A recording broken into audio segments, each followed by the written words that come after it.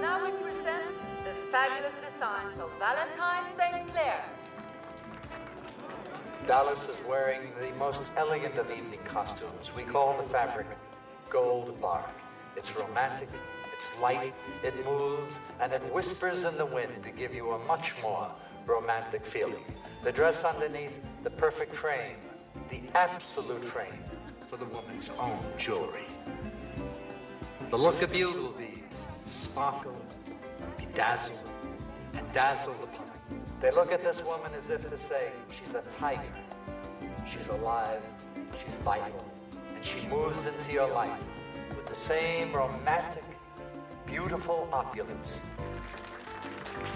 Renee, have Charlene teach you and Betty straighten out your sash. Vera, this is the last time I'm going to warn you. You get those girls out on cue, or I'll find someone who can do it. Look, you don't... Where you belong. Move it! Vera, try not to take him so serious. He's under a lot of pressure. Yes, I know, Mr. Garth. Is that your answer again? Vera, you keep calling me Mr. Garth. Can't you just forget that St. Clair and I are partners and just call me Marvin? Marvin. Excuse me, the show.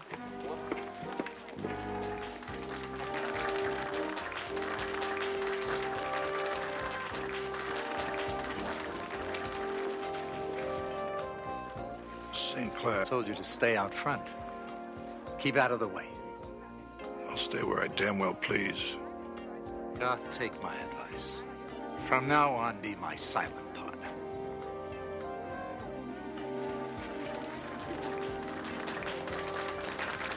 One of the world's most beautiful models, Christina Berenson, draped in a fantasy black chiffon, and she feels beautiful.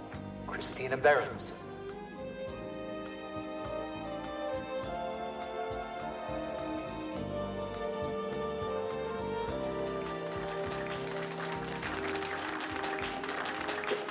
Christina, all those superlatives I just said about you, don't take them too seriously. Haven't you just once done something nice for someone? Oh, I certainly hope not. And I'm not going to start with someone I know as much about as I do you. Be happy, darling. The only thing that could make me happy is to see you dead.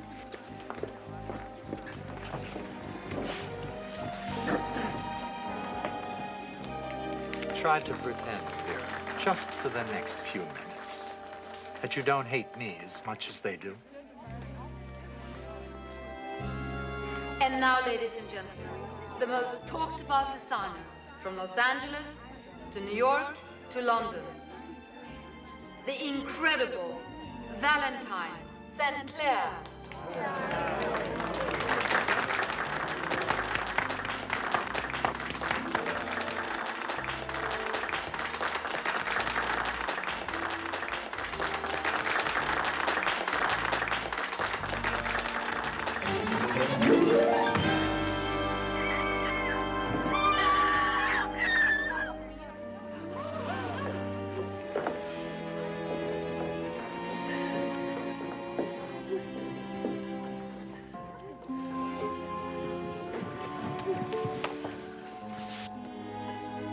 Looks like a remote control device.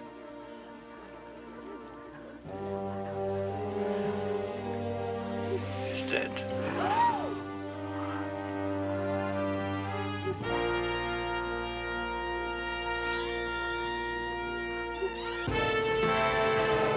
You sure he won't mind? Christina, if you know Houston as well as you claim to, there's absolutely nothing to worry about. Nothing to worry about. I wouldn't exactly call a first-degree murder charge nothing to worry about. Besides, it's been a while since Houston and I haven't seen him in a while. I think you're putting the cart before the horse. Lieutenant Novelli isn't having you arrested. He simply wants you available. But everybody knows how I felt about Valentine, and a lot of people heard me say I wanted to see him dead.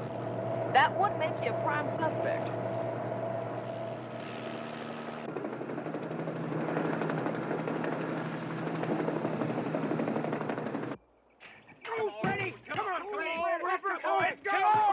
Come on, buddy, you got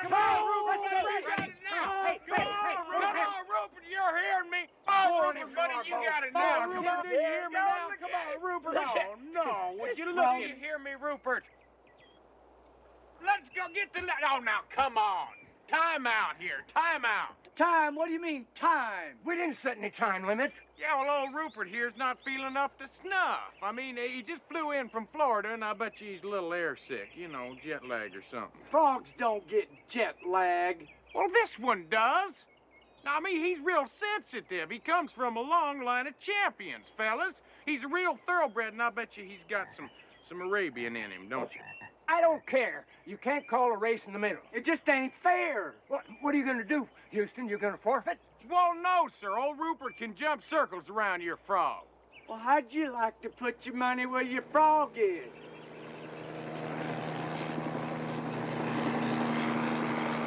You got yourself a bet. Double or nothing, they'll run on Sunday.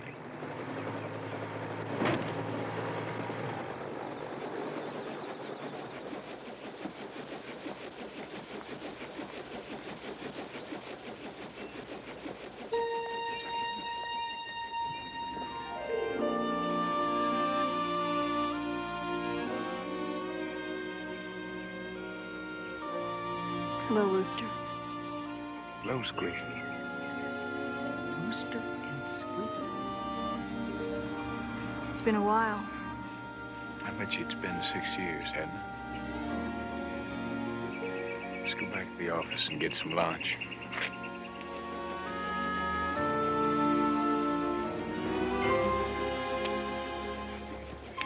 Houston, you forgot something, me. One thing's for sure, Rupert's legs are probably better for eating than for jumping.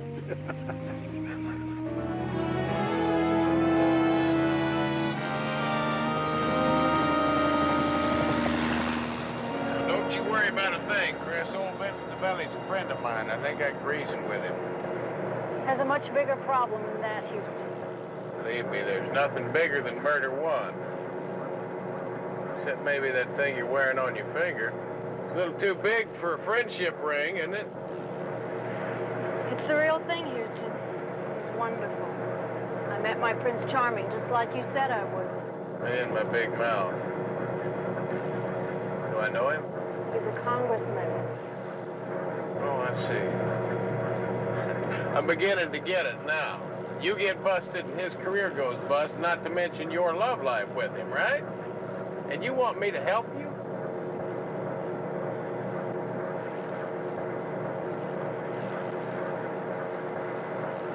Now what the hell? For old time's sake, don't worry about a thing. Old Rooster's gonna fix it.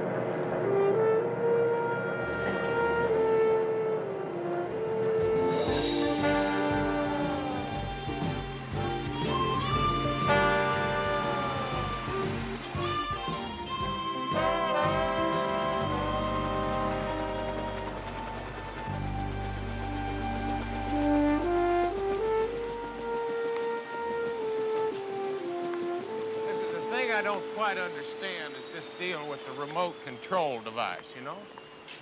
Well, the lieutenant thinks it might have launched the arrow that killed Valentine. Yeah, well, how'd you end up with it? I don't know. It was all in the commotion. Valentine was lying there dead, and people are screaming, and all of a sudden I felt something drop by me on the floor. Right there on the floor. It was the remote. I'll tell you what, why don't we skip lunch? Then you go back to the hotel and get some rest. I'll get cracking on this thing. Houston, I didn't do it.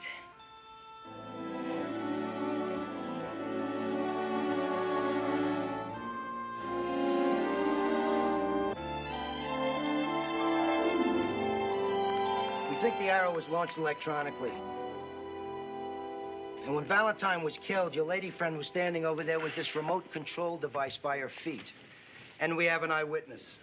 That's her, Vera Martin. Oh, thanks, Vince. Yeah, excuse me, my name's Matthew. Yes, I know, Houston. You are Christina's friend. That's right. I'm glad she has someone like you to stand by her. Well, thank you. You know, I feel terrible about having to tell the police. You know, I saw the clicker by her feet. Yeah, well, of course you did. I tell you, I need to ask you a question. Can you tell me what kind of man Valentine St. Clair was? Passionate, explosive, moody. Well, you see, he was an artist. Yeah, well, if he wasn't an artist, could it be construed as rude and obnoxious and downright unlikable? Well, he wasn't an easy person to get along with. But you see, for me, well, I know it might sound corny, to learn at the feet of a master, well, I guess there's still some old-fashioned hero worship in me. I'll miss him. Yeah, who won't miss him? I'm not going to swallow any more red ink. Now, if they want to sue, then I'm going to declare bankruptcy. Then they're going to have to wait till the middle of the month to get paid. That's their choice. Before you ask, that's Mr. Garth, Valentine's partner. Yeah, will he miss him? Well, everyone knows that they had their differences. Well, the real screaming was with his wife, Valeska Debrecen, over the divorce. She was in the audience yesterday when he was killed. Houston figured he'd better track down St. Clair's ex-wife, Valeska Debrecen. He found her at the Psychic Research Institute, which she owns. It's a strange place with an even stranger owner. Thinking of the pattern, and only the pattern, and hearing only the sound of my voice. No other sounds intrude, no other images, only the image of the pattern. It fills your mind.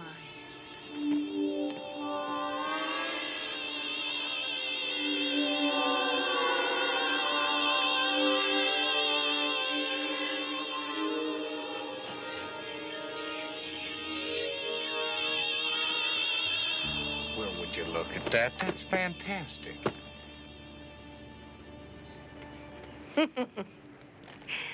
At age 7, I fell from a ladder, struck my head, and from that time on, have possessed powers. I'm trying in this institute to explain them. Well, that's all very interesting, but we were talking about Valentine, your husband, rather your ex-husband. And the divorce. Right. Yes. Well, it was a marriage of convenience. At the time, we needed each other. It was a marriage in name only. We each went our separate ways. Well, folks have been saying that you two were doing an awful lot of shouting, that things were getting a little bitter. Valentine lived his life at the top of his voice, but I really fail to see how I can help your client, Mr. Houston. I was one of those who heard her threaten to kill my husband. Yeah, well, you were at the showing yesterday. Why was that? To wish Valentine luck. I still do own a piece of the company. It helps fund my research. Watch.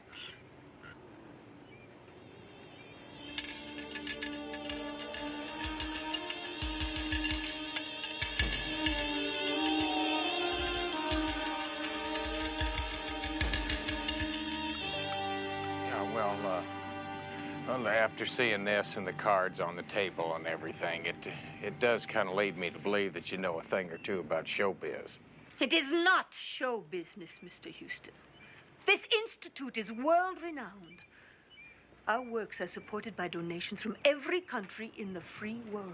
Yeah, well, I'm sure there's something to it, but see, I already gave it the office. Something to it! That sundial.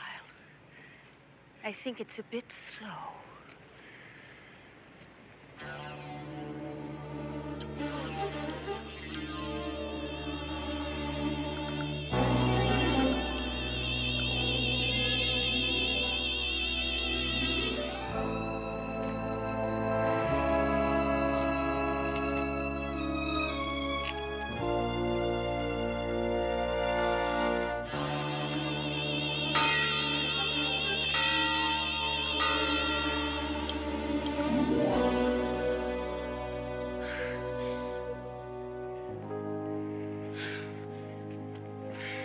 Tricks, Mr. Houston.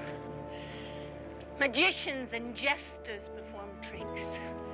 We are refining powers that are within the greatest powerful equipment ever made, the human mind. And now I think you'd better go. Okay. I'll just let myself out.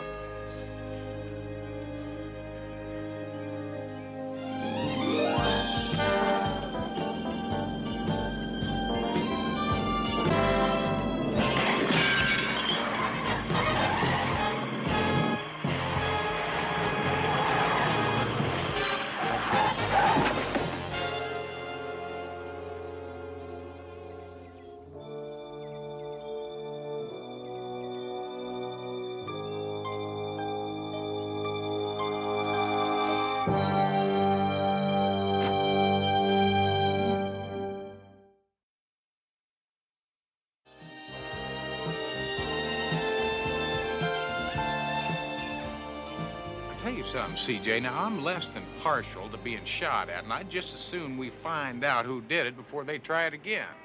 Well, let's see if Baby did the homework I assigned for. Let her rip. Marvin Garth, former accountant. About 4 years ago, he poured everything he had into St. Clair's company. Now, the profits are marginal, but Mr. Garth is living a mite high on the hog. How high? Bankruptcy high. Until St. Clair's death, he is now the sole beneficiary of a $1 million life insurance policy. Well, $1 million is a good reason for murder. You bet. You sure are glad to see her, aren't you? Who? Squeaky. Next picture, CJ. Vera Martin, about 2 years ago, she became St. Clair's assistant. Very talented, very ambitious lady. Some people say that she's a lot more talented than her late unlamented boss. Well, ambitious ladies have been known to kill before. What's next? Valeska Debrican, St. Clair's ex-wife. Oh, yeah, well, you can cross her off your list. I tell you, this lady does not need an electronic gizmo to kill. Mind control tricks?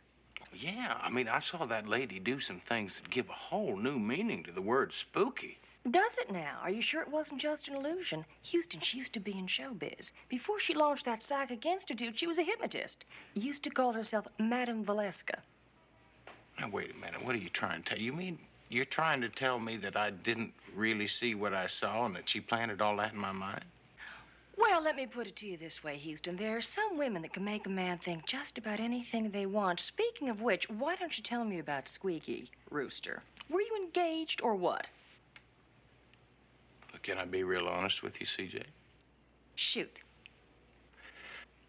All right. I'll tell you something. I have only really loved, and I mean really loved, once in my life. It was so complete, so deep. I just don't think I'm ever going to be able to match that again. Christina's that good? Christina? I'm talking about Rupert. My frog. Houston, where are you going now? To a fashion show. You mean to see Squeaky, don't you?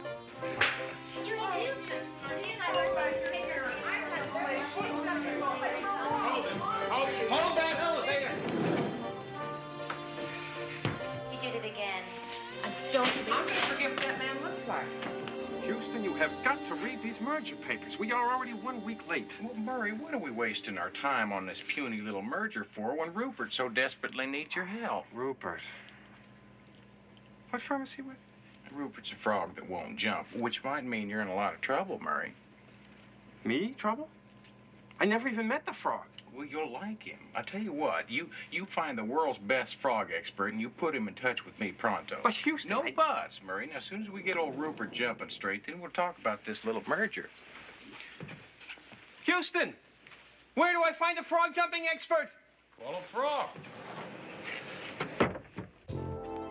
Christina Berenson is wearing the most opulent slither of a black dress, covered with its own chiffon stole, edged in feathers. The dress underneath is a shaft of feminine brilliance.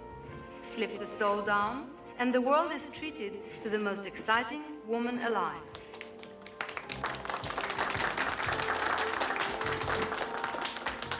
Renee! Renee! Honey, go find Renee. She's gonna miss her cue. Both La Mer wondrous. Should have stayed in accounting. Oh, there, Mr. Garth. This seems like an awful lot of trouble. I mean, how much could the Valentine label be worth now that St. Clair's dead? As long as Vera's around, everything is fine. See, Vera is great. She's the one that designed most of last year's bestsellers. just that Valentine got all the credit.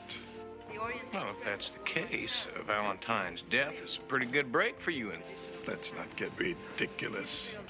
Fact of the matter is, St. Clair and I took out duplicate insurance policies, naming each other as the beneficiary. That's a very common practice between partners. Yes, Houston, I need money, but not enough to kill for it. Excuse me.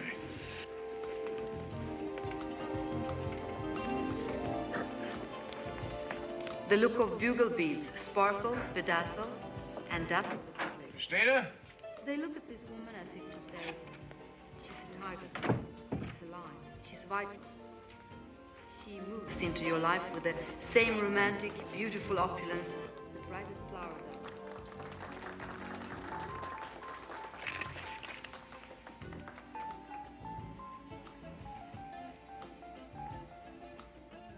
Our next model wears the Renaissance sleeve, the above-the-table romance of that lady says, I'm a woman. I'm proud to be a woman. I'm glad to be alive. Black chiffon, soft and gold. The look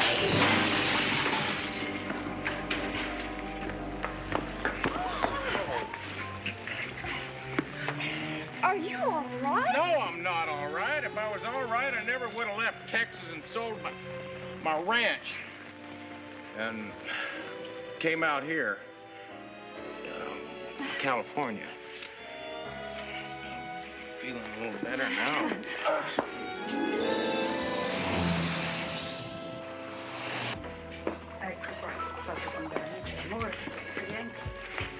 Ecco qua.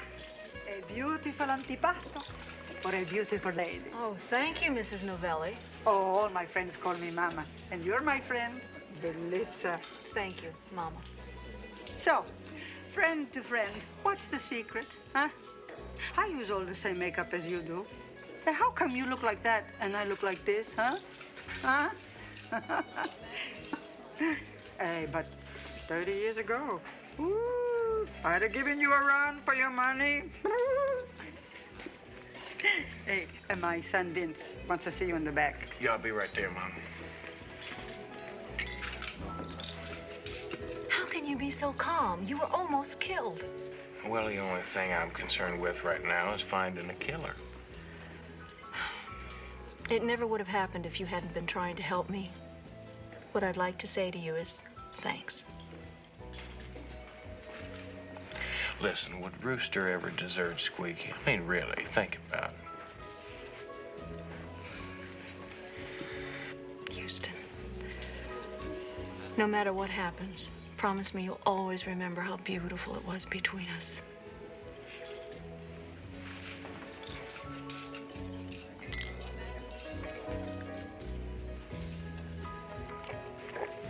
I'll be right back.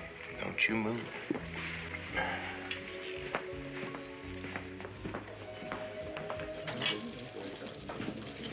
Vince, Mama said you... Well, it can't be that bad. What? Well, whatever it is that's making you frown and smooshing up your face like that. Houston, I know you care for that girl. And what I got to say is not going to make you happy. You better go on, Vince. How long has it been since you've seen her, and what was she doing in between? Well, it's been a few years since we've seen each other, and she's been doing a little traveling. Wrong. Up to 6 months ago, she was living with Valentine St. Clair. That's impossible. Is it? Well, she needed him. He needed her. She moved in. 3 years later, they had a big fight. She moved out, met the congressman, wanted to marry him, only St. Clair wouldn't let her out of her contract. Threatened to dump the whole story on the congressman. Houston, CJ's on the phone. She says it's urgent. I'm sorry, Houston. She's been lying to you. Let me ask you another thing. How'd you get so lucky to be backstage just in time for that lamp to almost drop on your head? Someone took a shot at you to boot. Vince, you better give me some time to prove that you're wrong. Okay, tomorrow there's a buyer's brunch. Then everybody's gonna scatter to the 4 winds. By then, the lab boys will be able to tell me if the clicker in your client's hand triggered the arrow. If so, I've got to arrest her.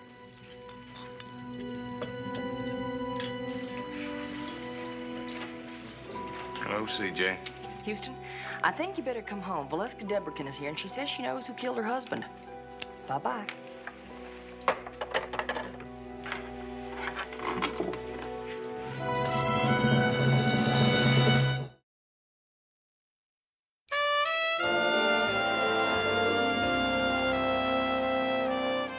It was Vera Martin, my husband's assistant or protege. As much as she said she loved him, I know he was going to fire her. Oh, this is another one of your psychic revelations?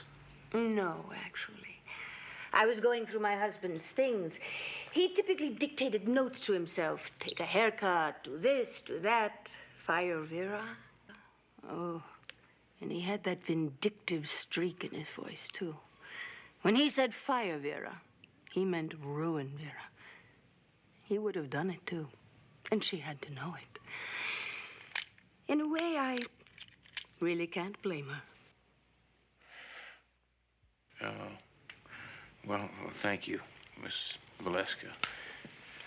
I will make sure that Lieutenant Novelli gets this evidence right away. Oh, I knew you would. Yeah, my secretary will see you out. I know.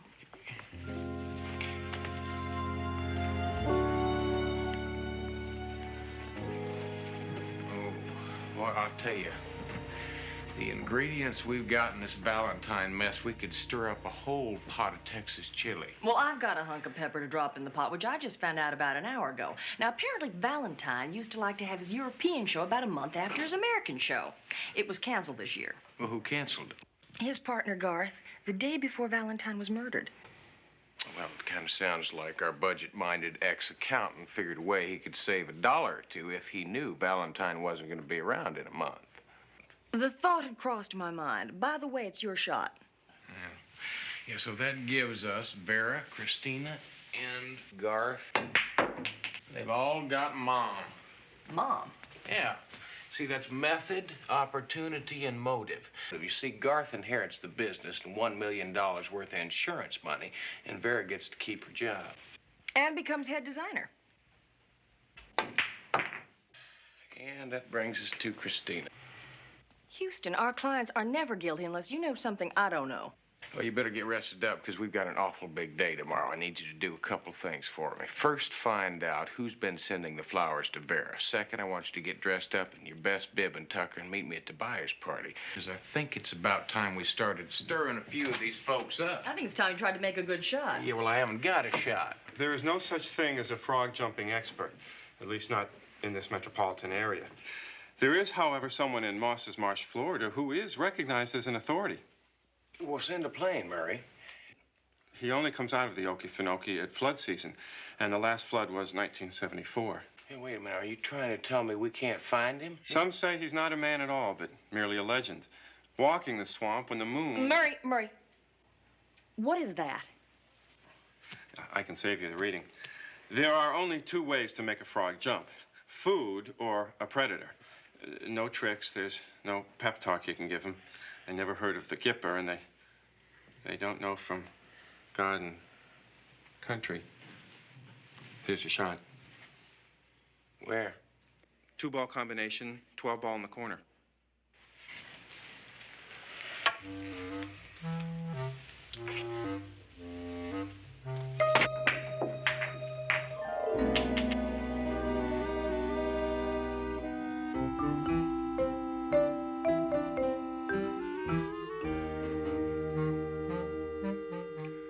Not just another pretty face, you know.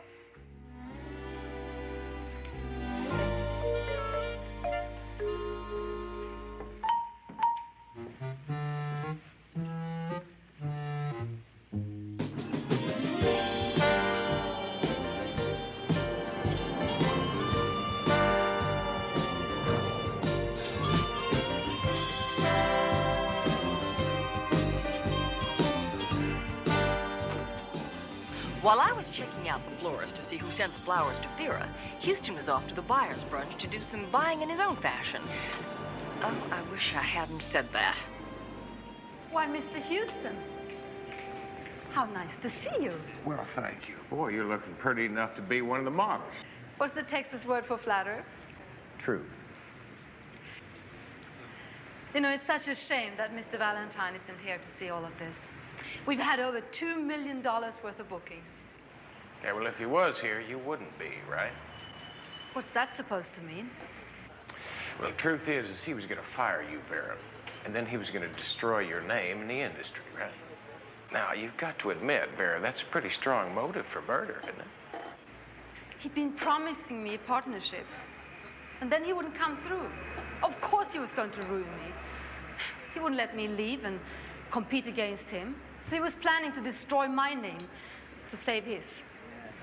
Well, I guess you don't have to worry about that now, do you? Excuse me, Vera. Suzanne seems to be having a problem down there, and she said you're the only one that could solve it. Could you run back there for a second? Gladly. This conversation has ended anyway. Mr. Houston, I wish you wouldn't bother Vera. Well, listen, I just wanted to ask her a couple of questions. Which brings me to you. I need to ask you a couple, too. First one being, why did you cancel the European showing? The show was going far over budget. I felt that the money could be better used elsewhere. Yes and no. Yes, I know that. See, the trouble is that you canceled it the day before Valentine died. Mr. Houston, I don't like your tone. And I don't see why I should carry on this conversation any further.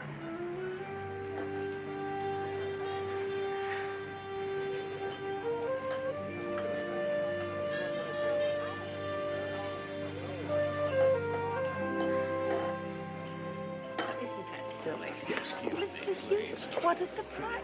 Excuse me. I didn't really know that psychics could get surprised. Well, I simply meant that I didn't expect to see you here. I didn't really expect to see you here either. Most of these people are my friends. After all, I was married to Valentine for 7 years. Yes, no, and just 6 months after you were married, you retired from your stage career, Madame Valeska.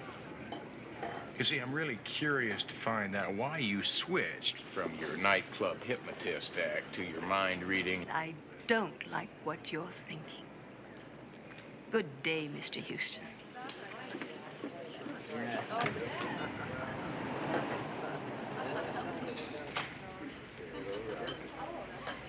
Houston.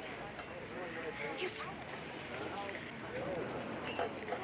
Did you find out who was sending the flowers to Vera?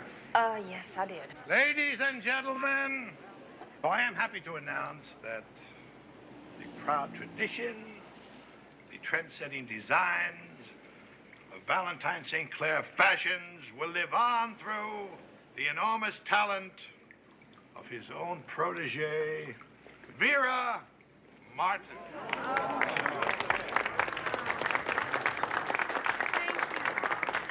Thank you very much. And now, to whet your appetites for next season, I have a small preview. Christina, if you please.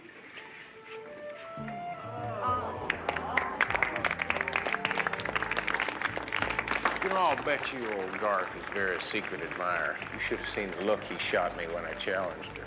I think he's in love. He just might be in love enough to protect her. Maybe even enough to kill Valentine for her. Good motive, wrong suspect, Houston. You're not gonna like this. Vera's secret admirer? Christina. Right. Sorry, Houston, but it's beginning to look more and more like she's the one who killed Valentine.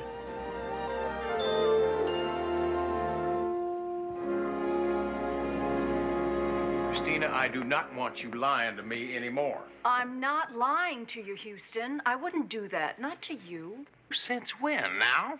Christina, those flower arrangements, you bought them with your credit card. I saw the receipts. Yes, I bought them, CJ. But I am not Vera's secret admirer. Garth asked me to buy those flowers for Vera. He's so shy and, well, he's very much in love with her. Christina, what was it you told me you've been doing for the last couple of years? Traveling. Wrong. You weren't. I was living with Valentine up until a couple of months ago when I met Brian. I couldn't tell him about Valentine, and I didn't want to tell you because I didn't think you would help me. You didn't think I was going to help you? Christina, I thought that we meant a little more to each other than that.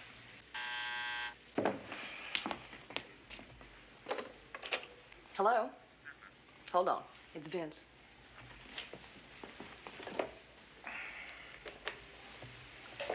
Hello, Vince. How you doing, Houston? Where's Christina? Well, I'm not really sure, Vince. The last time I saw her was at the buyer's party. Why? Yeah, well, I'm in her dressing room, and I'm sorry to tell you this, my friend, but we found enough evidence to book her for murder one.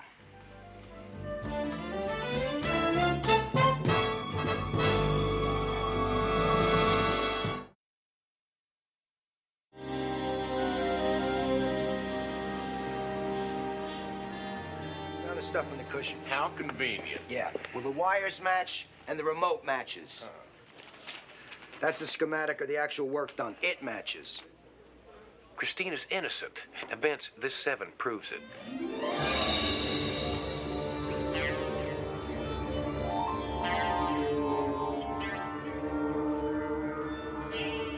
You tell her what I'm thinking? I see the number 7. Right. Now, I'm thinking Americans don't put slashes in them. Europeans do. So do you. And you're thinking that I planted the drawing in Christina's dressing room. Bingo. I'm also thinking that a handwriting specialist is going to be able to prove that you made those drawings. Prove that you murdered your husband.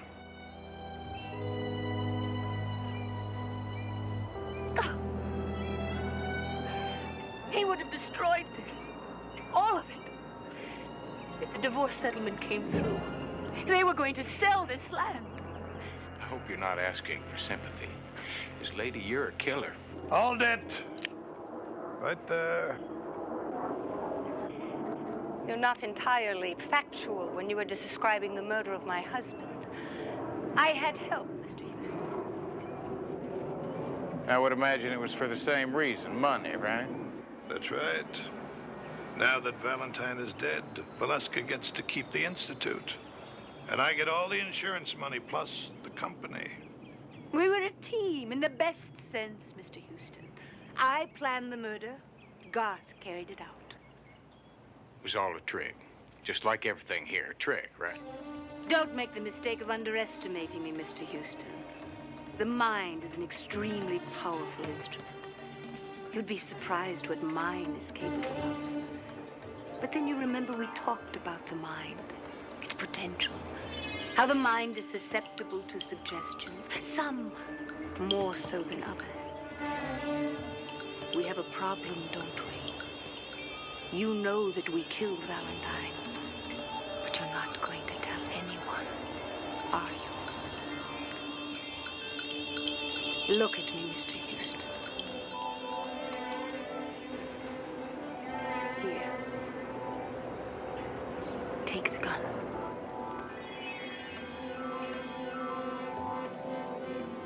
Take the gun!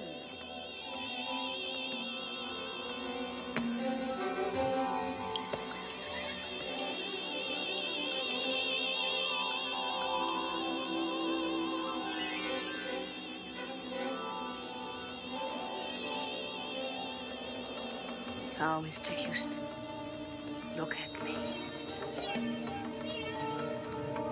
Put the gun to your head.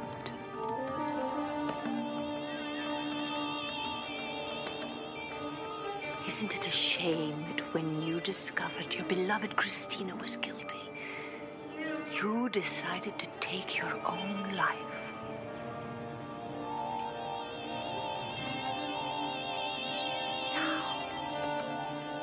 Pull the trigger, Mr. Houston.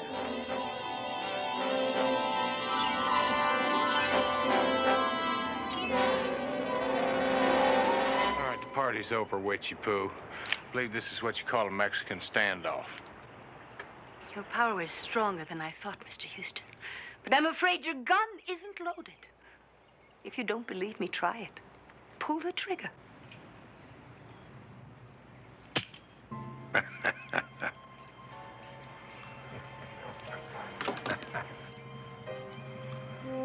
Sometimes her witch stuff works, and sometimes it doesn't. Now it's my turn.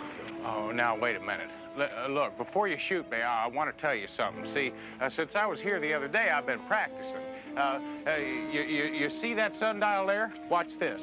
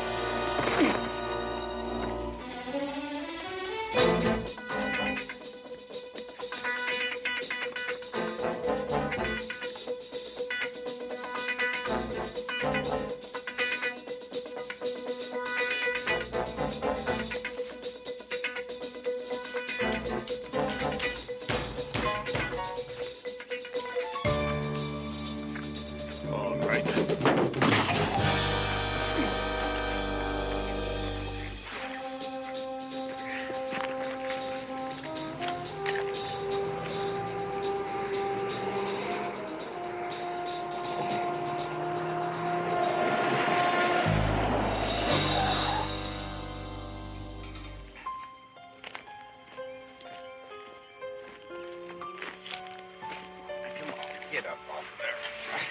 Come on. I'm tired of picking you up. Stop right there, Houston. Oh, come on, Valeska. I'm tired of your games. I'm too tuckered out. I don't want to play anymore. You may be tired, but the mind is never tired. It works even while you sleep. Is there a point to this lecture? Look above us, Mr. Houston.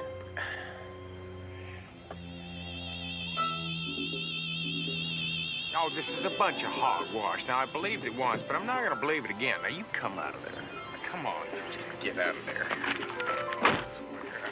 Come on. Listen, you got to quit scaring people with all this mumbo-jumbo stuff. I mean, it really frightens some of them. It's just not good.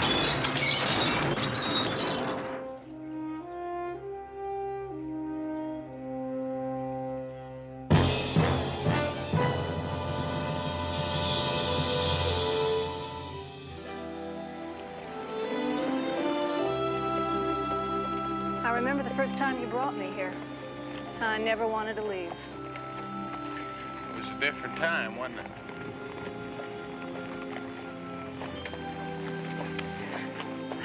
I'm not so sure I want to leave now.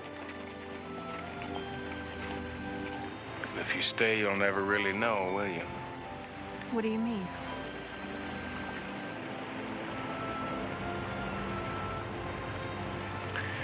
You know anything about frogs? I hate frogs. That's what I thought. Look at your clothes and your satin.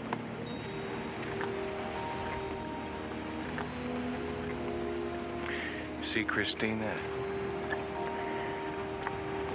I love frogs.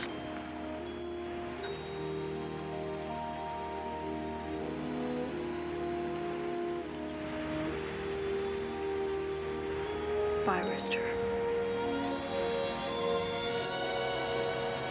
Bye, Squeaky.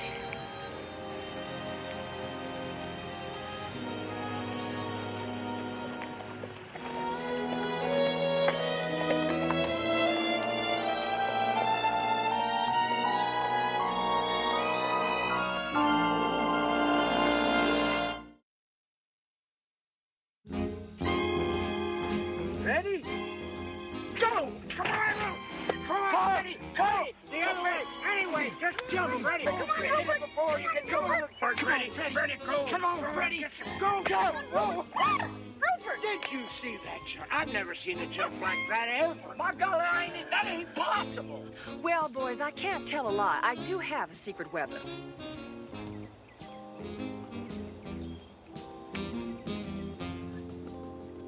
I want you to meet Hildegard.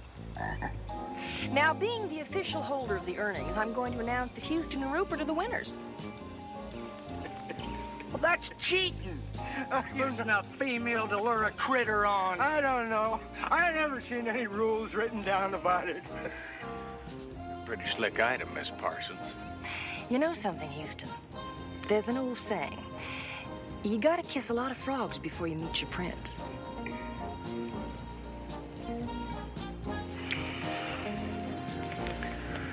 Ribbit.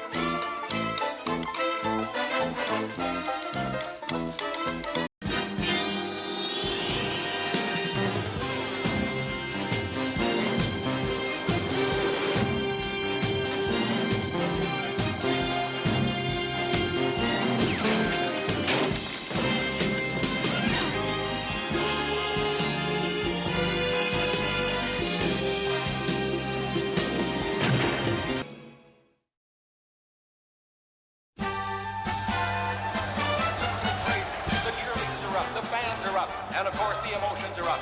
The play is going to be run over to the left side. And if they can get it over there and get it out of bounds, that'll help them a little bit. They do get it out of bounds. Less than 1 minute to play. And the Jacksonville Hurricanes, nursing a 17-13 4-point advantage. They are already the Eastern Division champions. And if the Bearcats could come back and win this ball game, they would clinch the Western Division title. And the two teams would play right here next week in that big playoff game. Everybody in the stadium now expecting the long pass from Burger. He sends a man up the middle. Oh, what a surprise play. And a play that'll be questioned. Oh, come on, fellas. I don't know why they just don't put Randy in. Well, I'll tell you why. It's because they're crazy. I mean, that pea-brain owner does not have the sense God gave a mule. Oh, they ought to string him up. Stringing up's too good for him. What they ought to do is take him out and shoot him. Make him not plop him down in the middle of a cattle stampede. Yes. I'm so glad that you boys have a proper perspective on the game. Well, now, CJ, it's not just because Randy's my friend. I mean, he also happens to be the best quarterback around. I mean, besides that, he... The Bearcats are at the line of scrimmage. Bobby Berger marking out those signals. He takes the snap. He fades back to throw. He throws long. He's got a man open. Oh, he overthrows him. What a tough break for the Bearcats. Timeout is called to the playing field. 7 seconds showing on the clock. It'll be the Bearcats' ball. 4th down and 15 yards to go from the 45-yard line. Bearcat could still win if they just put Dandy Randy in. I don't know if Randy can pull him out now. Crusher, give me another scotch. Time to go easy on the ice. I'll get it. You sit down and let him get it. He's paid to be the gopher around here, so let him go for my drinks when I tell him. What do I get paid for, Jacques? What did you get paid for? You kidding? From start to finish. Ladies and gentlemen, I don't know what's going on along the sideline. Buck Turley is pacing. He's made a decision. I think he's going to. Yes, he is going to bring in Dandy Randy Haynes to play quarterback in the final play of this game and maybe of the year. What's going on down there? Crusher, give me that headset. Turley, it's a striker. What the hell do you think you're doing? This game is on the line, Striker. Haynes is our only chance to pull it out. I'm going to put him in. Listen, you stick that has-been back on the bench where it belongs. Put in that toss-back draw play we worked on. Turley, did you hear me? Turley! You should have fired him 6 weeks ago when you wanted to. Your first instincts to destroy people are usually your best. Why don't you shut up? He's the best coach in the league, and Randy's the best quarterback you have in the field. What is this? Mutiny on the bounty? Hired hand, caught back?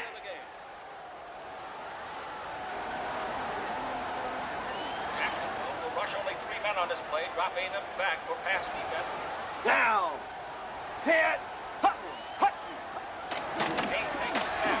He drops back. We're down to 5 seconds, to 4 seconds. He's looking for somebody. Can't find him. He might be sacked. The long bomb. There's Bobby McMasters in the end zone. Touchdown, Bearcats!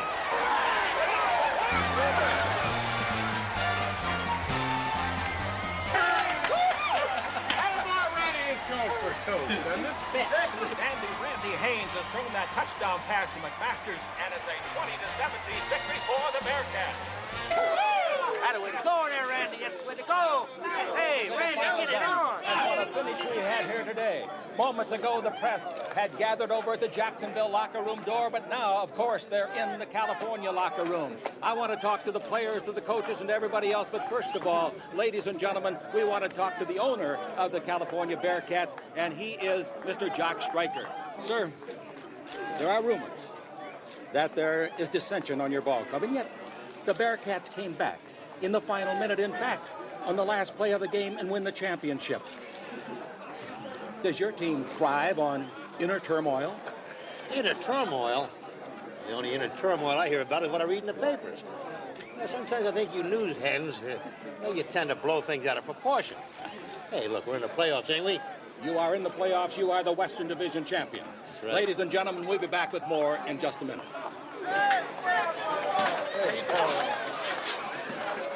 My luck, I guess. I couldn't find anybody in the opening. All of a sudden, Bobby McMasters got... Hey! How you doing? You all right? I'd expect you to be here. Well, you don't think I'd miss your shot at the playoffs, do you? I mean, I flew all the way in from Kansas City, and I tell you, you did it again in the last 7 seconds. Well, just like you did against Penn State. 18 seconds to go, and you complete 3 touchdown passes. Well, how about you against Notre Dame and that 88 yards? I tell you, you pulled it off with no time left.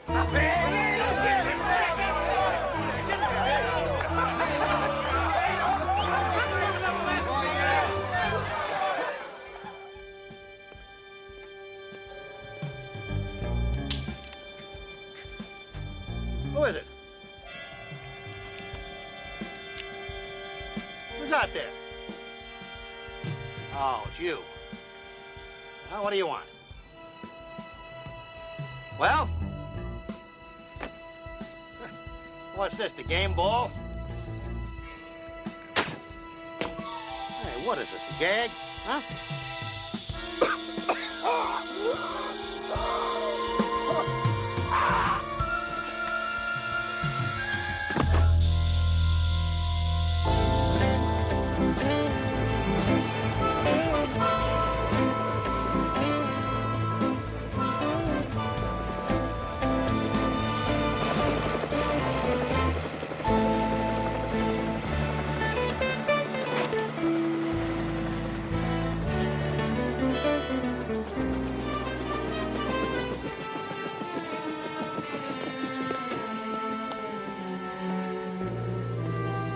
Good morning, CJ. Good morning, Houston. What took you so long to get here? Well, I decided to swing out over the Pacific and watch the whales heading down to Mexico. Boy, they pretty. Houston, that's wonderful, but I've been trying to reach the ranch for the last hour. Now, our unfavored owner, Jock Striker, was murdered last night. Look at this. Nobody's got any idea who did it? Not yet, but you got a call from Randy. Now, he wants to talk to you pronto, and he sounds like a man in big trouble. What are we waiting for?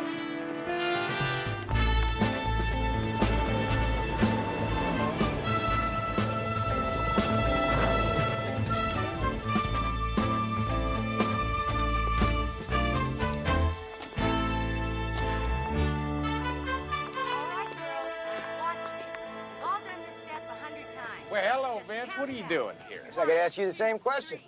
Well, let's just say we're here as concerned fans. Oh, then you do have a client. Well, right now he's just a friend. Now, have you got any idea who killed Stryker? Yeah. Somebody who didn't like him. Take your pick. See, Houston. Vince is certainly in a good mood, don't you think? Yeah. Wonder what he's up to. There's Brady. Come on. Kick. 1, 2, 3, shake. All right, we'll start scrimmage in about 10 minutes. Oh, Doyle, you go in for O'Farrell on the blue team. Hey, Crusher. What are you limping about?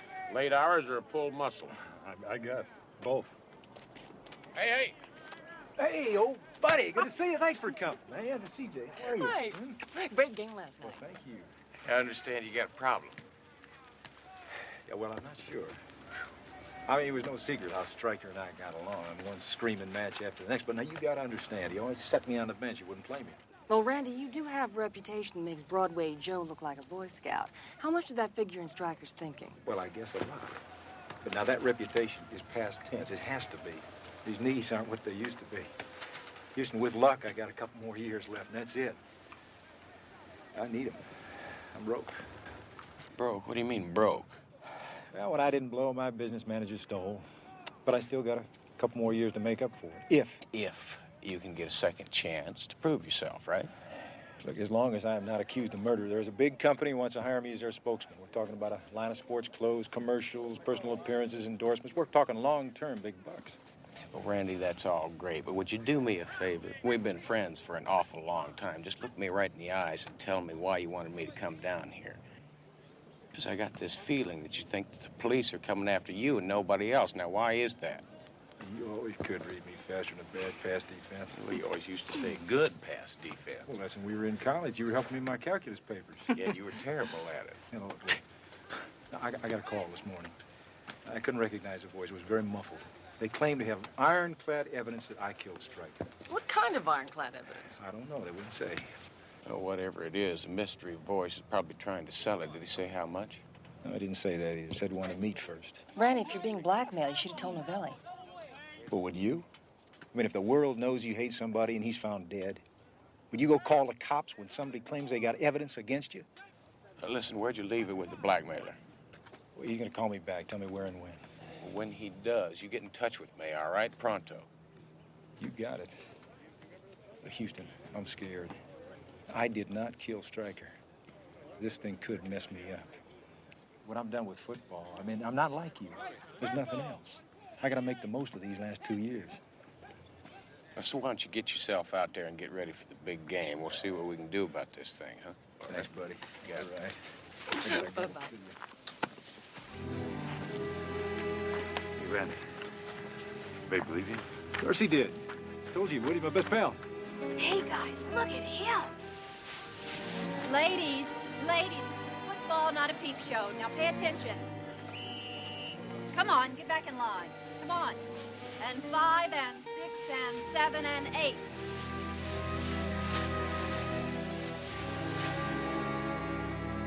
After 3 days, Randy's blackmailer still hadn't called, but Houston and I used the time to begin our investigation of the dead man and round up a list of people who might have wanted to kill him.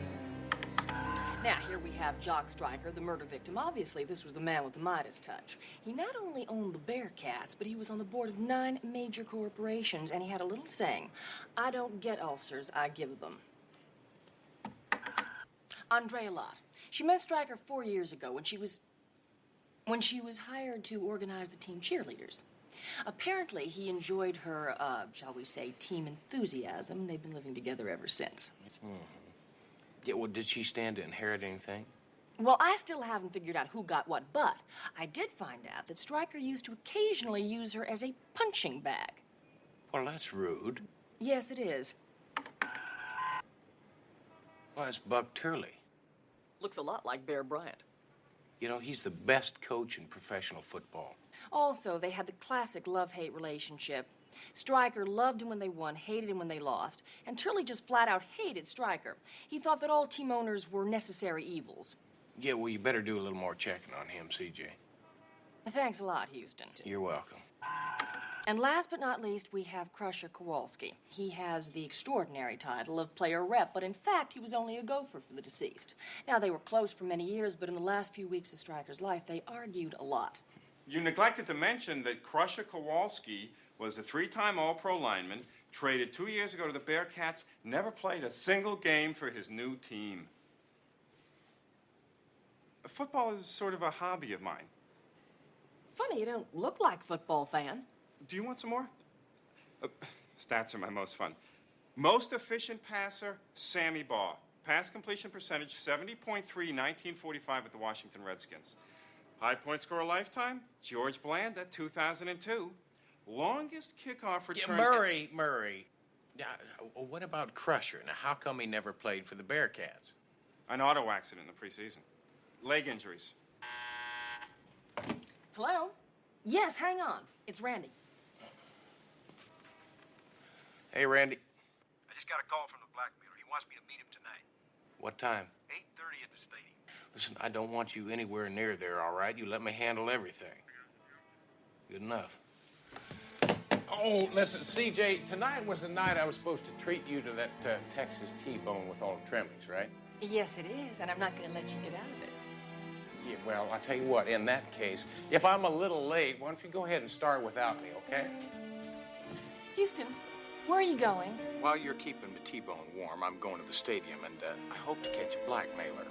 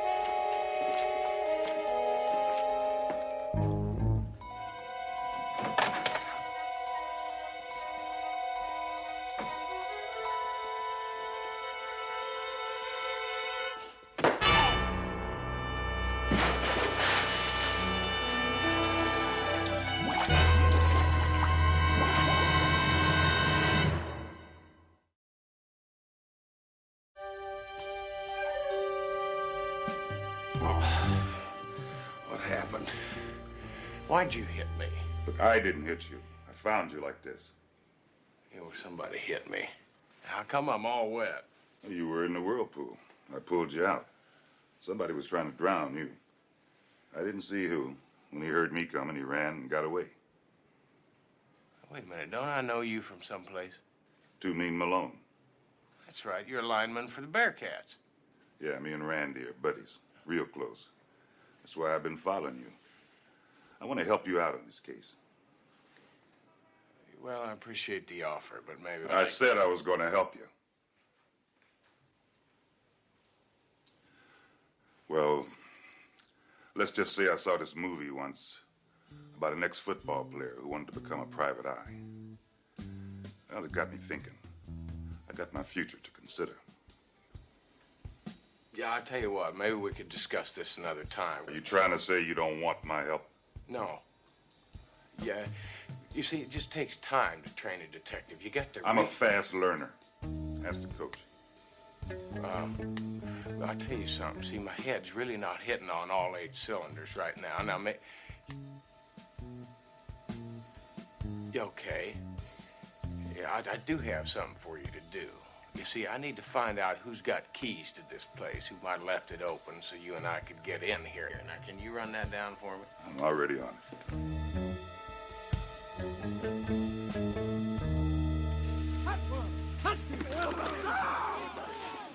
Hey, Crusher, Neil's phone for you. I'll lay off the contact work this week. Just concentrate on the passing drills. I need you in top shape Sunday, boy. Okay, Buck, thanks. I'll be ready. Don't worry. All right. Hey, Houston. Heads up.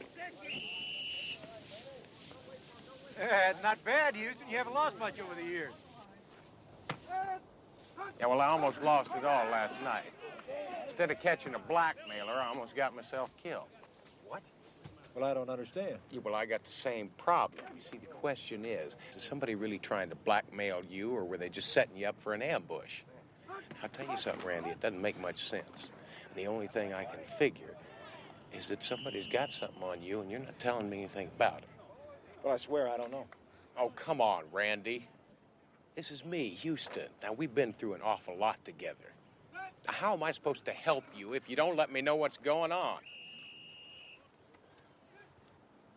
All right, there's one possibility. Look, a couple of months ago, Stryker threw a party. I had a little bit too much to drink. Well, let's say a lot too much to drink. Stryker benched me. I was mad. We had another shouting match. Well, who else was there? Oh, Andrea, Turley, practically the whole team. Did you threaten to kill him? Well, I don't know. Like I said, I was drunk. If you want to get the exact words, talk to Andrea. Why Andrea? Well, she lived with Stryker. She'd have his tapes. What tapes? Well, he was kind of a recording freak, I guess, like Nixon. Taped everything that went on inside his office. Looks like I'm in a little bit of trouble, huh? Well, we've been in worse jams than this before.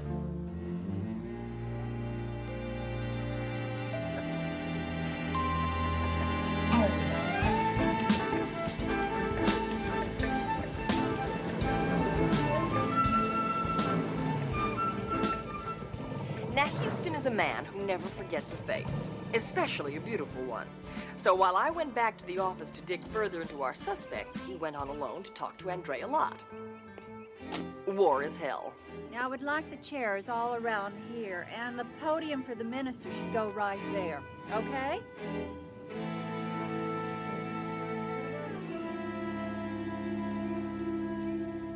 Well, I tell you, this is some yard. How many head of cattle can you run back here? Can I help you with something? Well, my name's Matt Houston, and I'm looking into the death of Mr. Stryker. Oh, well, I thought the police were handling that. Well, they are. You see, I'm just looking into it for a client, And that would be Randy Haynes. a great quarterback, lousy politician. Yeah, I bet you're talking about the night he got drunk out at the party here and threatened to kill Mr. Stryker. Oh, he's a better man than I thought he was. He had so much to drink that night, I didn't think he'd even remember being here. Yeah.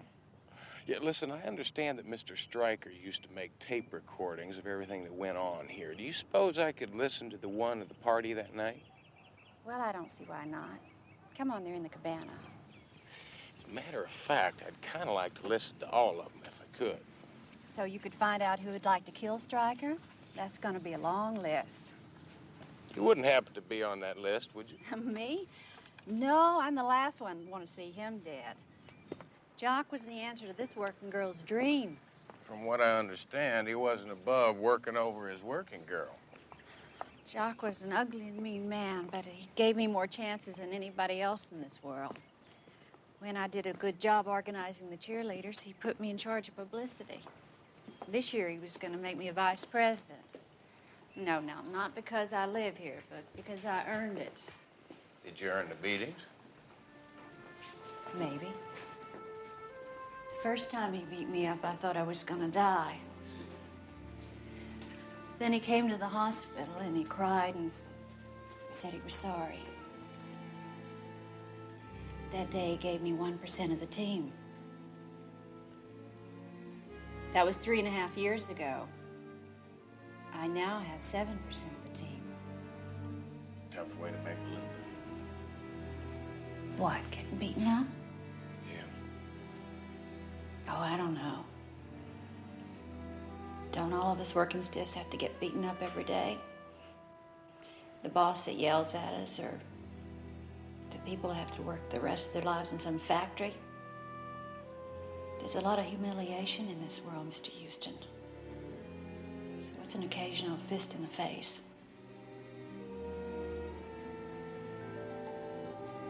The tape you wanted would have been August 5th. It's not here. Are there any of the tapes missing? No, they're all in order.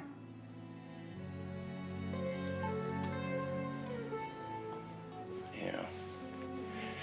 I believe somebody beat me to it. Well, I'm back. Good, CJ. What'd you find out? First of all, Stryker's will. Andrea Lotta is sitting pretty. She inherited the mansion. Its market value is approximately $2 million. Sounds like she's coming out the jumbo winner in Stryker's death. What else do you get? Well, the next one's a real pearl. Buck Turley is not only a good coach, he's a first-rate negotiator. His contract gives him 20% ownership of the club. That's a sweet deal. Apparently, Stryker thought it was too sweet a deal. He hired a business manager to find some way to get out of it. And now that Stryker's dead... Well, obviously he can't contest the contract, so Turley's a rich man. Yeah. Well, who else has something to gain by Stryker's death? Well, Houston, I hate to say it, but your friend and client, Randy, if Stryker was still alive, Randy would be watching those playoffs from the bench. Yeah. And now he's got a first-string quarterback position on the football team. You bet, not to mention a shot at a great contract. Yeah, CJ. Well, listen, thanks a lot. I appreciate it. Houston, what's bugging you? Well, I tell you, CJ, it's what you were saying about Stryker earlier. I tell you, if the man went back on his word with Turley and his contract, he's just liable to go back on his word with lots of other people, you know what I mean? You mean Andrea? Yeah. You see, when I was going to school and playing football, if you wanted rumors, you went to the locker room. But I tell you, CJ, there are just some locker rooms that I don't have access to.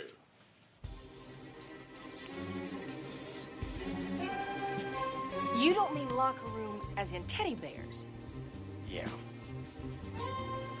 Matlock, Houston, if you think that I went to law school for all those years just to impersonate a cheerleader... CJ, hold on. I mean, the thought of that. I wouldn't ask you to impersonate a cheerleader. Now, a photographer or a news person, yeah, listen, you'll be great, CJ. Great. Houston, I need you for 5 minutes. We'll talk. You can make fun of me. I just gotta talk to you for 5 minutes. Hold on, never gonna talk. You can make fun of me. Hold it! Now, come on. I mean, but first off, I can't understand a word you're saying when you're all talking at once. Second off, I really don't have time right now, but now we'll get back to this, all right? Thank you. Mr. Houston. Go. Sorry, fellas, you just missed him. I know who you are, Mr. Houston. I seen you with Randy at the field. There's someone who'd like to talk to you. So, if you don't mind. Well, I tell you, fellas, right now I'm in the middle of a staff meeting right now, and we were just talking. I suppose the staff meeting could wait a few minutes. Listen, Crusher, you are just the man I wanted to talk to. You know, I've been looking for you.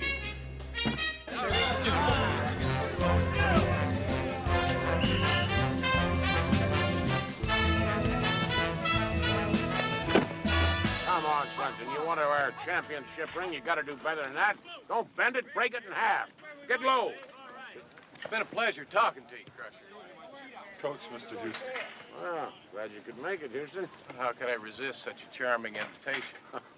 Well, when I talk to people, I like to do it on my time and my terms. Well, now, that's more like it, Swenson. You might wear that ring yet. Would you do me a favor and tell me why I'm here? Oh, it's the game Sunday. For the first time ever, I'm going to run this team the way I want to. And that means that Randy's going to start at quarterback.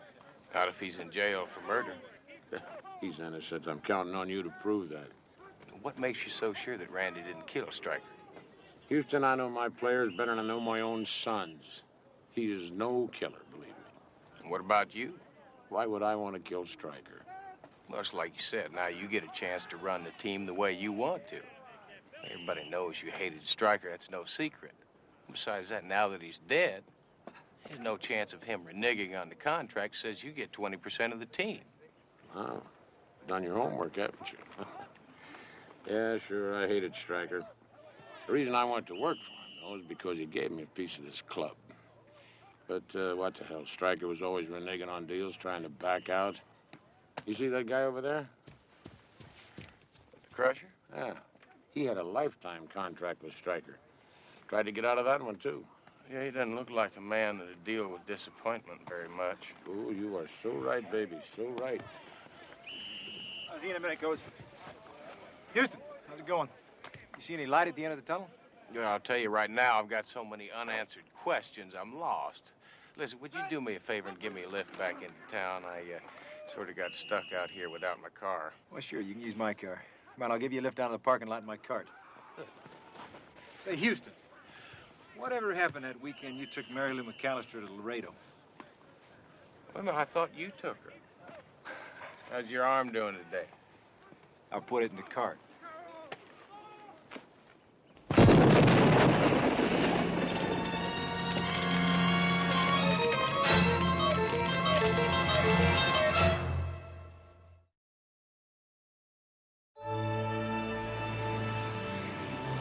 Houston was worried. This morning, Randy was just a suspect. Now, after a second attempt on his life, it was clear he was a target. Someone was trying to kill him. To protect Randy, Houston needed help from Novelli, who at the moment was off duty and having his own problems.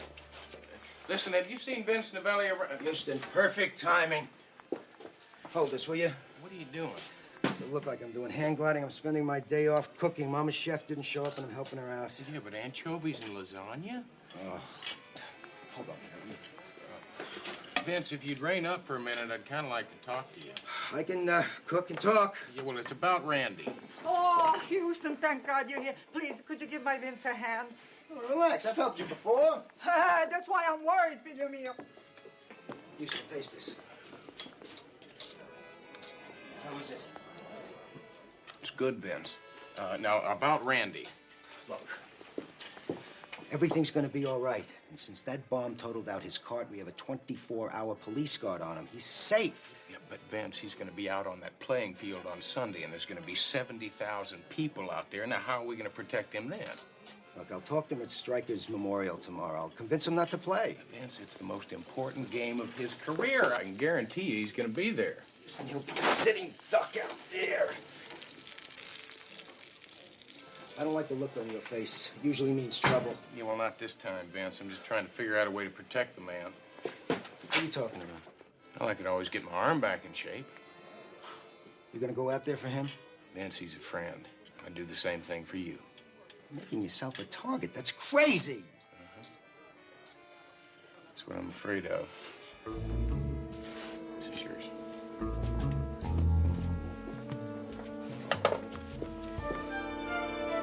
As I said before, there was no way Houston was going to get me to go down to that cheerleader locker room. So obviously, I didn't go. So, when is our picture going to be in your magazine? Well, probably the next issue, or the one after that. What'd you say the name was? National Sports. I thought you said it was U.S. Sports. Did I say that? Well, we changed the title a lot because we want to keep our fans on their toes. Now, we're going to do a little cover story on Andrea Lott. You know, a woman behind the man kind of thing. She's lucky, then. Really? How's that? Well, rumor was Stryker was going to dump Andrea. The only reason he hadn't up to now is he had his lawyers trying to get out of some stuff he'd given her.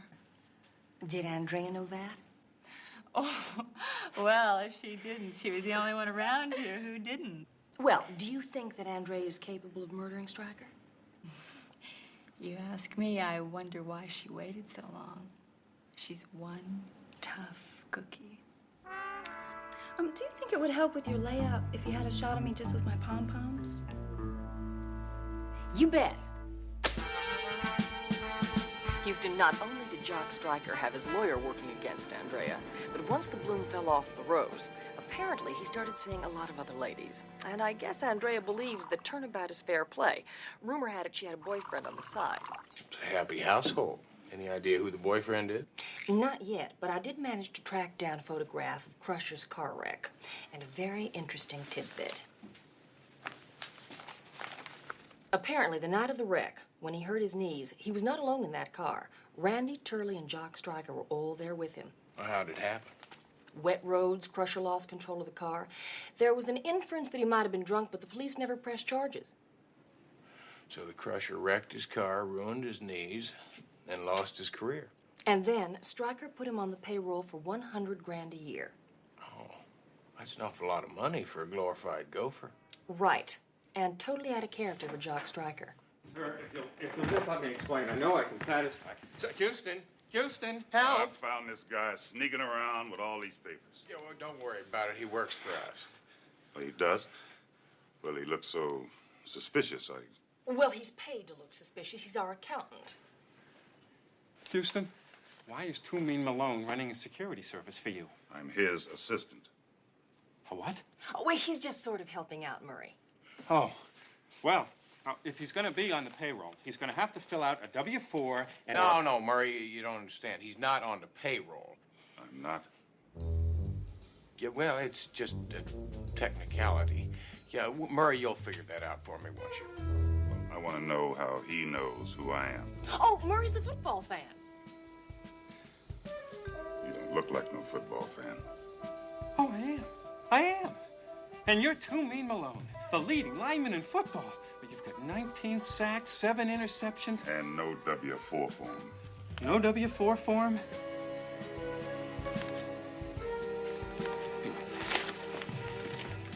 Too Mean, what are you doing here? Well, you remember you asked me to find out who might have the key to the locker room. Oh, that's right. Well, what'd you come up with? Well, as far as I can tell, the only one is Buck Turley. It sounds like I better have another little chat with our favorite coach. CJ, while I'm gone, see if you can find something for Too Mean to do. I'm coming with you. Like I said, CJ, he's coming with me, and I'll talk to you later.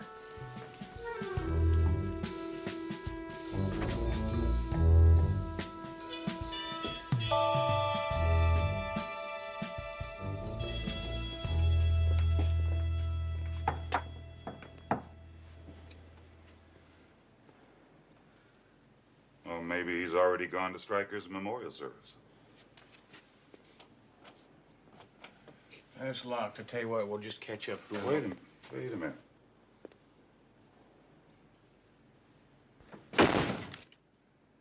Do you realize that's very illegal? Well, I thought it'd be a shame for us to come all the way down here and not get a chance to take a look around. That's a good point.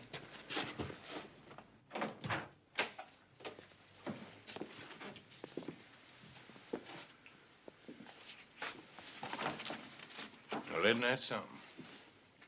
I'd say Coach Turley's got some explaining to do. What is it? It's tape we've been looking for. I believe it's going to tell us everything we need to know.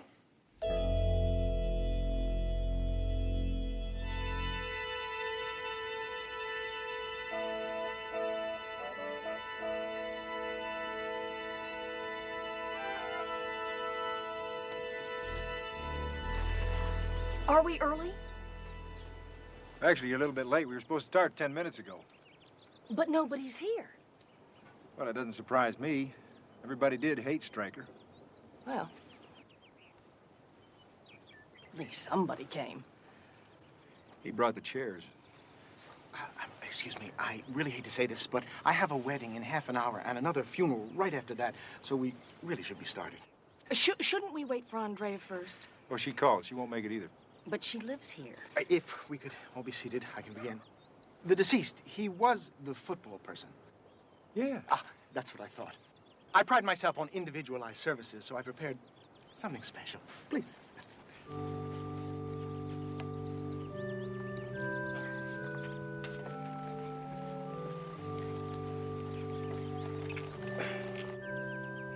Dearly beloved, none of us knows when the big referee will call us. Whether it'll be in the first half or last quarter of our lives. So we should live each day as Jock did, as if it were a 2-minute warning, a grand slam homer, a slam dunker. So when that day comes, when we stand before those pearly goalposts, in that great gridiron in the sky, ready to enter the everlasting end zone, where the last dugout will be found, we can feel proud as Jock Stryker, that we played the game as hard as we could down to the final bell. And that through those extra innings of eternity, although it ends in sudden death, we played by the rules. Thank you.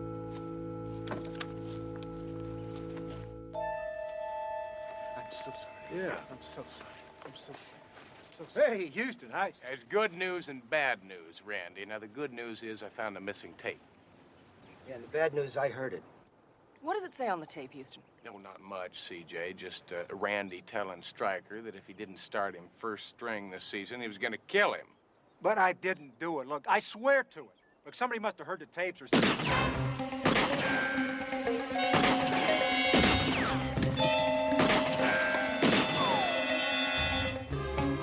Get on the radio. Set a roadblock.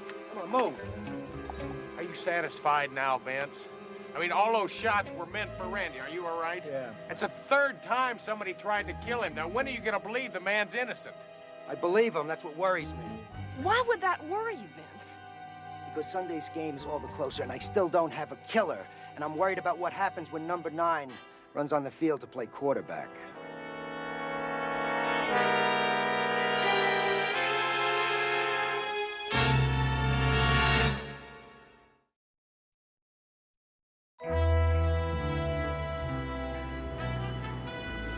CJ, I am telling you, we've been going about this thing all wrong. It's not working out. We've been asking ourselves the wrong question. We keep asking ourselves, who would want to kill Jock Stryker and Randy Haines? That's the wrong question? Yeah, see, we ought to be asking ourselves, why would someone want to kill both of them? Now, come on, let's take a look at these motives. Houston, what we need is a common denominator. Well, that's right, CJ, but for the life of me, I can't. Wait a minute, that's it. What's it? It's backwards. Oh, good. Now, Houston, if No, you no, just... CJ, stop your gabbing for a minute. That's backwards. Well, let's scoot our boots. We gotta get to the game. What a crowd. Of course, it's a sellout crowd, ladies and gentlemen. 69,812 here for this great playoff game between the Jacksonville Hurricanes and the California Bearcats.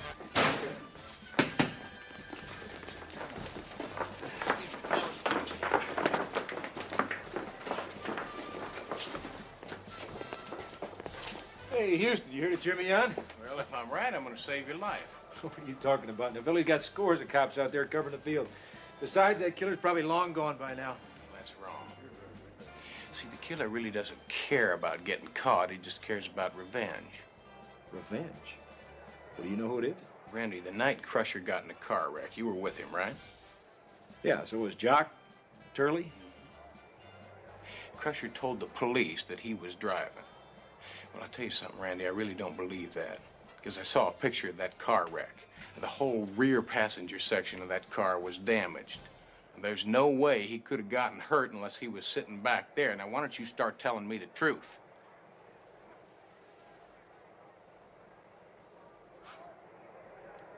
I was driving. Drunk.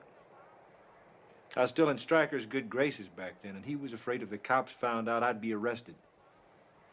So Stryker bribed the Crusher to take the blame for a fat paycheck every week. Look, I wanted to go to the police the next morning and tell him what really happened. Stryker wouldn't let me. He said not to worry, he would take care of Crusher. Well, he took care of him all right. He promised him a job for life. Till he found out that the Crusher was still seeing Andrea. Then he said he was going to fire him.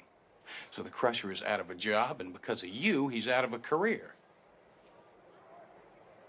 So Crusher killed Stryker, and now you think he's out there? That's right, and he's waiting for you, Randy. Now, if you go out onto that field, you're going to be a dead man. Well, I gotta go out there. Well, no, you really don't have to. Sorry, but... The weatherman has really cooperated for today's game, and the vendors, they're doing an outstanding business. The commissioner... Houston, are you ready yet? Houston, can you hear me? I got you, Vince. I'm coming out of the tunnel now. For this game. And here comes the hero, Dandy Randy Haines.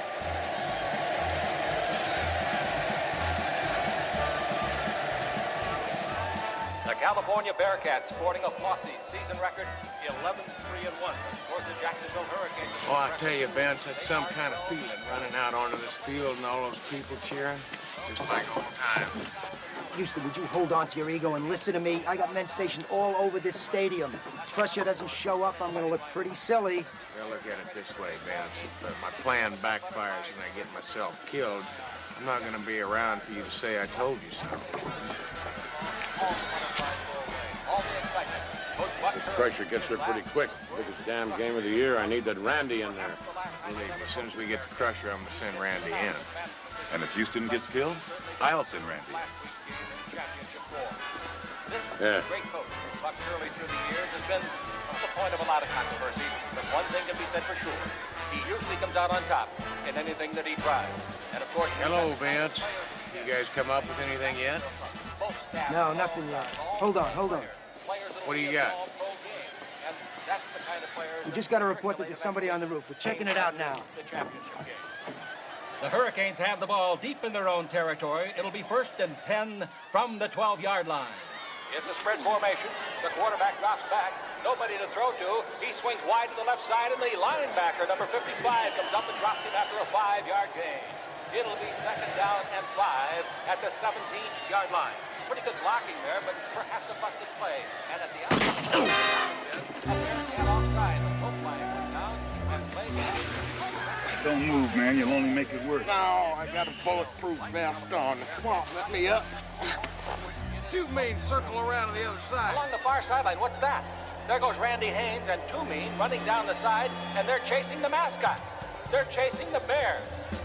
I don't understand this as they run down the ramp to, well, they're out of our vision now, down into the belly of the stadium. Got to do it over.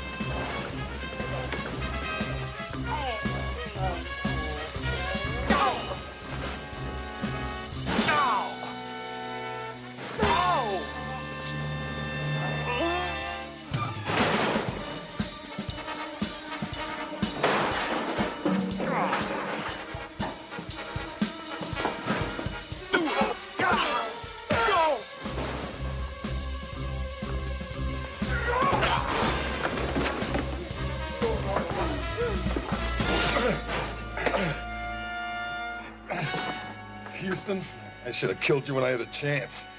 Been late for Monday morning quarterbacking, isn't it, Crusher? You better let him out of there. I believe he's got a football game to play. Right.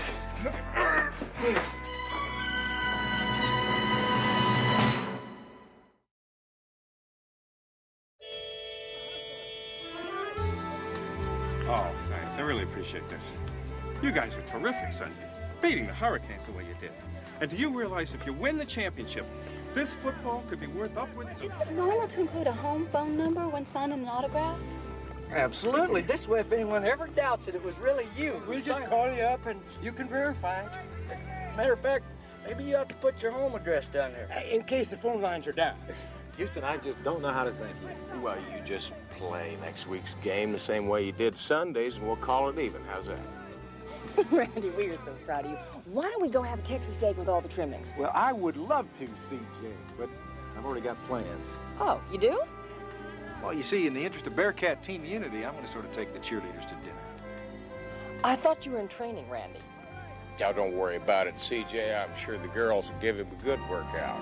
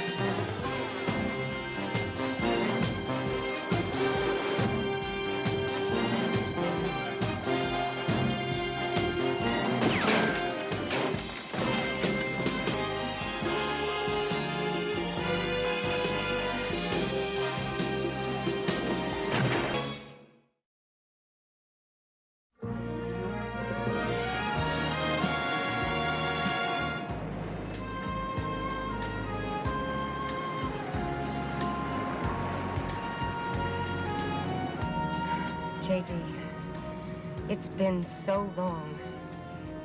Maybe this is all a mistake, trying to make a comeback. Everything's gonna be just fine. Look,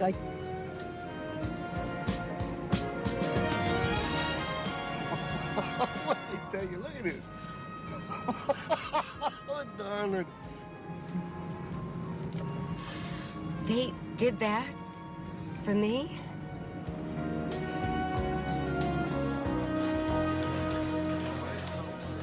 All right, now remember, this is just a rehearsal. Take it easy. Try the numbers.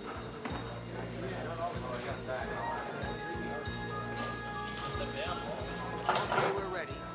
Good morning. This is Army Archer talking to you from Hollywood. And this is truly a good morning. A morning when beautiful Ramona Landers is back where she belongs, in front of the cameras, for the first time in 12 years, making her new film. Well, we'll be talking to Ramona, and we'll also be talking to her co-star, handsome leading man Todd Gallagher, as well as to the film's financial backer, Mr. Miles Gantry, a most interesting man, a Rodeo Drive jeweler who decided to make his movie business debut by backing this lavish production. And, of course, to brilliant young producer-director, Mr. Bill Claudius, who's at the helm of this multi-million-dollar spectacular. Crying out loud, she's been in makeup for 3 hours. How long are we supposed to wait? Until the lady appears, not a moment longer. I don't understand you. Ramona Landers is a relic, a haunting ghost from the past. Casting the two of us as star-crossed lovers is bloody ludicrous. It's not too late, Todd. I'll be more than happy to close down production today and recast if you want out of your contract. We can announce it when the press conference starts, if you like.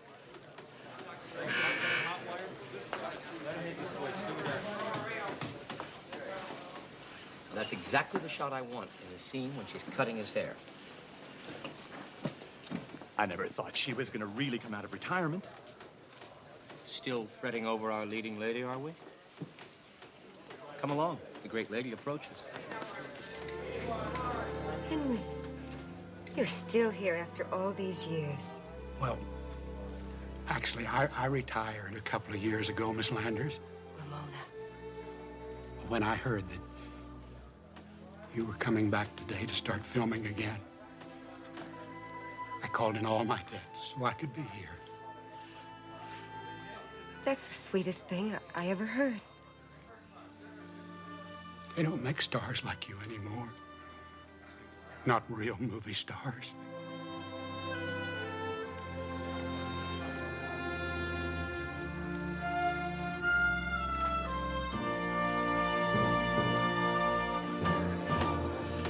What you still fail to realize is what can make this tired old love story a classic is the age difference between Ramona and you. It'll be like Bo Derek playing Rick in Casablanca. E.T. as a musical. That's what makes it exciting. Different. Ramona. Oh, Bill, how nice. I can't tell you how wonderful it is to see you. You look lovely. Thank you. I haven't received the changes we discussed. Yeah, you'll get them tomorrow night at the latest. Good? Good. Ramona. Oh, Miles. Welcome back, Ramona. Thank you, Army. We're all interested to know why you chose Delilah for your film return. Hey, who you kidding, Army? Well, if it isn't Todd Gallagher, Ramona's leading man. What really interests America is what body beautiful health nut Ramona Landers really has in her orange juice. Oh, just as we thought, folks. Almost straight 100 proof vodka. So that's what keeps the old girl so well preserved. Keep tape rolling.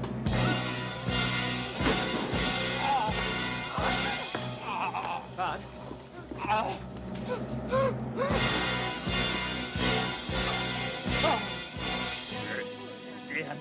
It's Dane.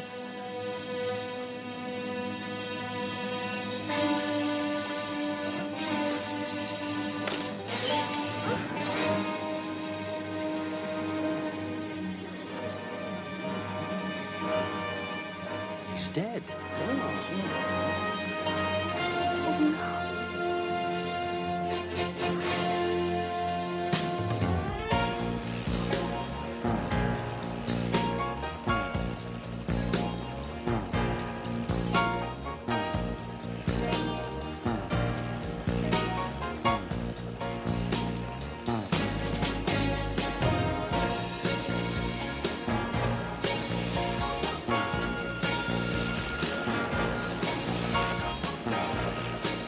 There's an old saying that if you want to deal with someone effectively, the first thing you ought to find out is what his passions are.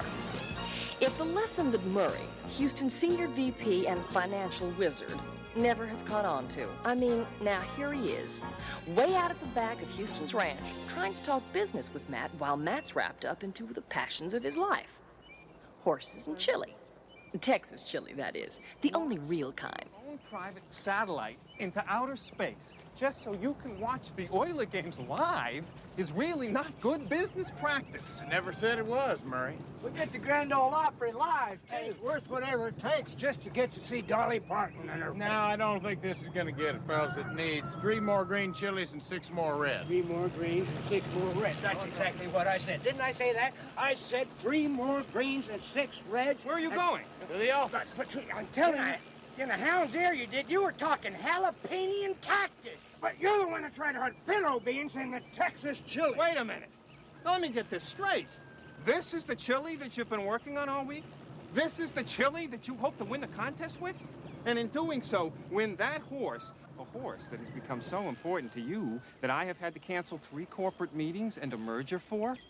I mean, I don't know why you just don't buy the animal. You see where I come from. We figure winning's twice as much fun as losing. And this here's the chili that's gonna do it. So what's your point, Murray? Well, if winning the contest and the horse mean all that much to you, why are you cooking out here? Behind the stable, downwind from the pasture. Oh, you just don't know nothing, do you? This here's Texas chili, the only real kind. The aroma's just all part of it. Houston, come on! Stick around for a while, Murray. You might learn something. Now, wait a minute. Look, I drove all the way out here because you said you weren't coming into the office. Well, that was before I found out that somebody tried to kill an old friend of mine yesterday. You see, Ramona Lander's daughter called the office about 20 minutes ago, and she thinks she knows who tried to kill her mother. Ramona Landers? The movie star? You know her? Oh, hell, Murray, I bought this ranch from her. Hey, if you knew anything about Texans, you know that practically makes Ramona family.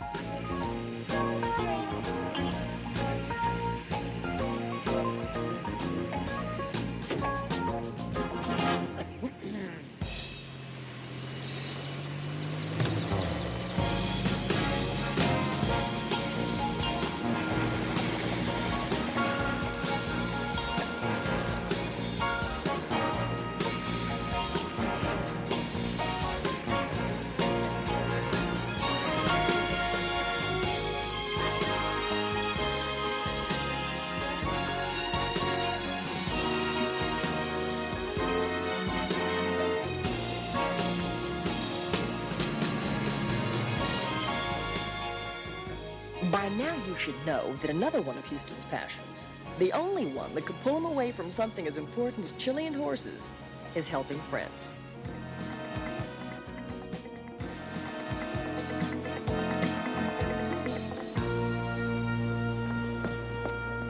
Hi.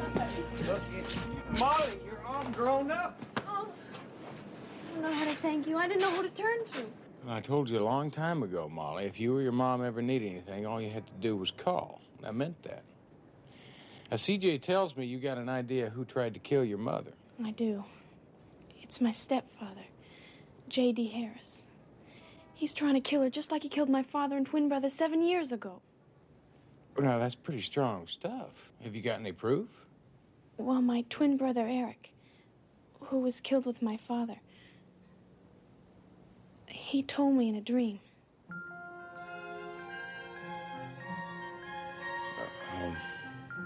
Would you like to go inside and sit down for a minute? Okay.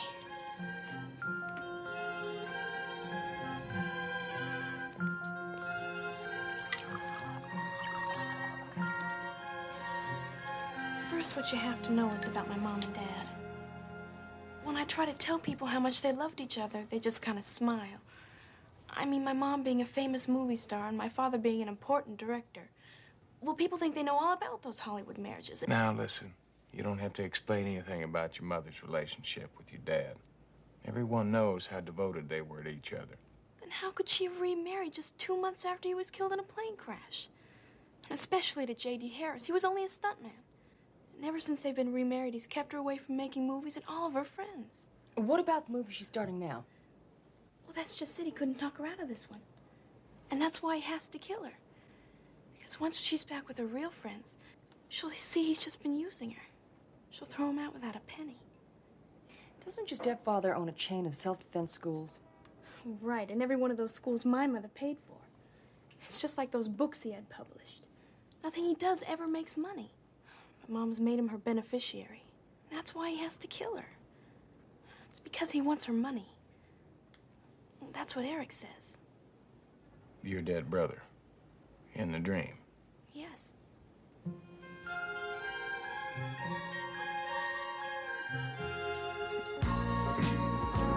There was no way of telling how much of Molly's suspicions were based on fact and how many were pure fantasy. But Houston reasoned if there was a chance any of them were true, it was best that someone find out. It's a cozy little place you got here. My dad bought it for my mom. They named it Casa de Mantua. Mantua is the place where Romeo and Juliet were supposed to live.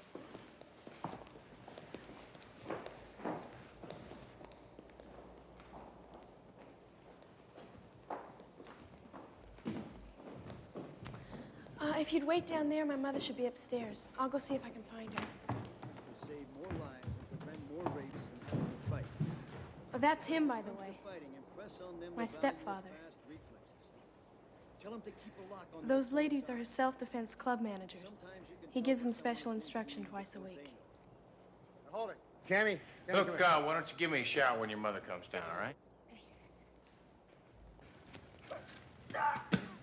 Very impressive.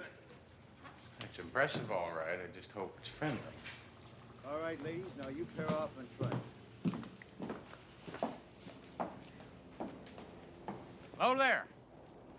I'll bet you J.D. Harris, aren't you? I'm Matt Houston. I tell you, I've read a couple of your self-defense books. You're not welcome here, Mr. Houston.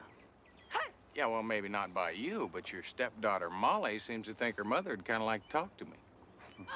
Well, that was a mistake. Now watch my arm. You see, the police are investigating the attempt on my wife's life, and both Ramona and I feel that's quite sufficient. Well, then you wouldn't mind if I just stuck around and heard that from Ramona herself, huh? My wife isn't feeling well. She's spending the day in her room, and I want you off the property as soon as possible. Like now. Houston, the maid says Miss Landers is coming downstairs now. Well, it's been nice talking to you, Mr. Harris. Shit, I want you to leave. Yes. I told you I read your book.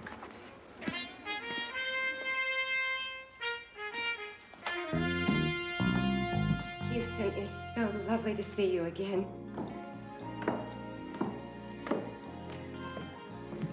Ramona, you're looking soup. Oh, thank you. I'm just sorry it has to be under this tragic circumstances. My Molly, she's such an impetuous girl. She means very well, but I'm afraid that she's just wasted your time in asking you to come here. Just seeing you, Ramona, makes it not a waste of time. Is Molly going to join us? No, she had to go on an errand. Excuse me, I don't think I know you. Oh, I'm sorry. This is C.J. Parsons. She's my top lawyer and sort of all-around right-hand man. Woman. Girl. Girl. Must be a wonderful person to have Houston put such trust in you. As I was saying, my husband and I have complete confidence in the police investigations.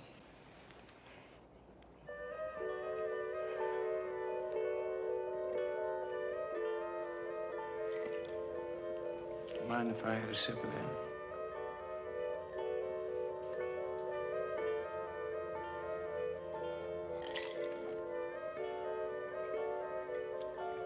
It's a pretty stiff drink for this early in the day, isn't it? He makes me. I'm so afraid. Mona? Oh, darling, there you are. Houston and I were just talking over old times. Very tired, darling. We were just talking. I think it's time for you to go up to your room. Now, come on. Surely you couldn't have any objections to a couple old friends just talking, could you? Sweetheart. I am a little tired. The strain of the last few days and all. J.D. always knows what's best. I do thank you both for coming.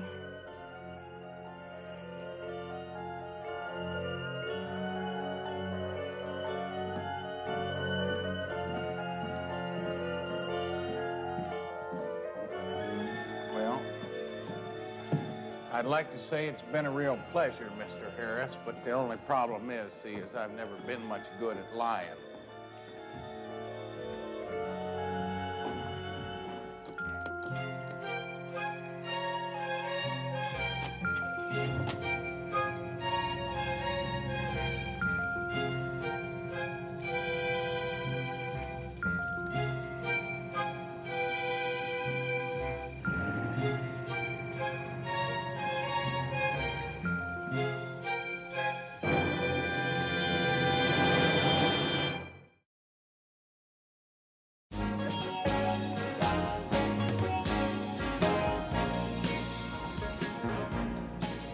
Now, Houston figured what was important was when that orange juice was poisoned.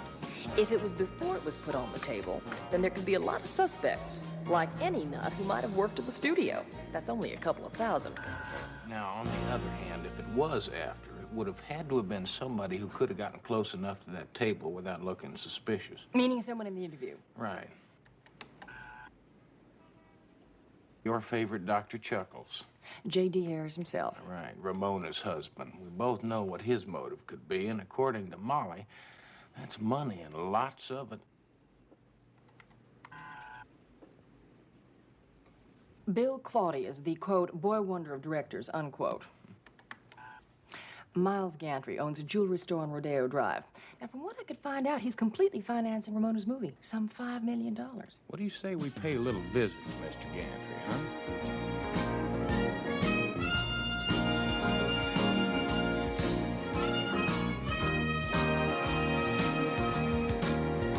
Rodeo Drive is right in the heart of Beverly Hills. It's said that some of the most expensive shops in the world are found here. And when you're talking about a jewelry store like the one Miles Gantry runs, well, you're not talking about a store that you can just walk into and browse around.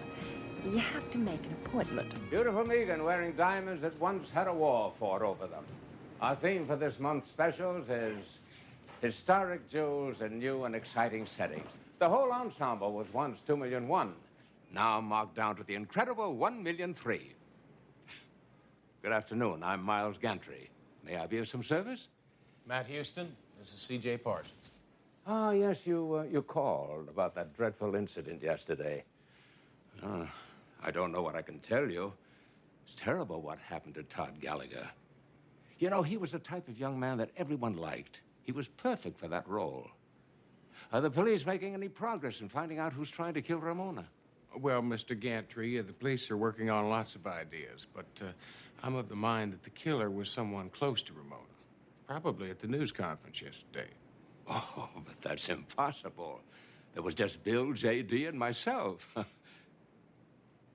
You certainly don't think that I love Ramona. And frankly, I resent your implication that I might want to do her harm. Adorable Audrey, wearing star sapphires from India that were once paid for ransom by the Maharaja of Kanchipur.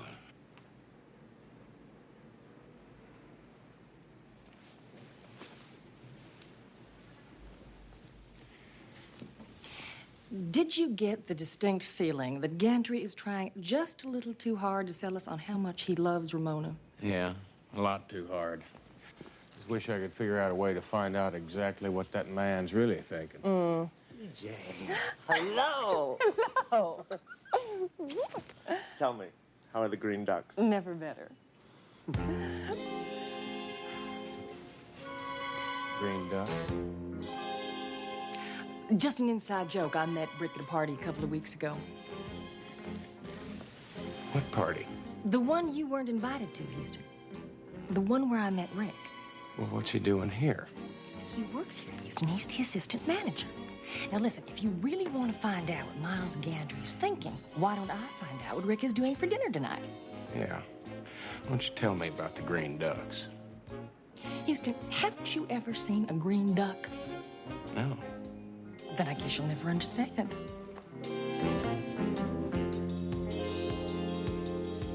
CJ?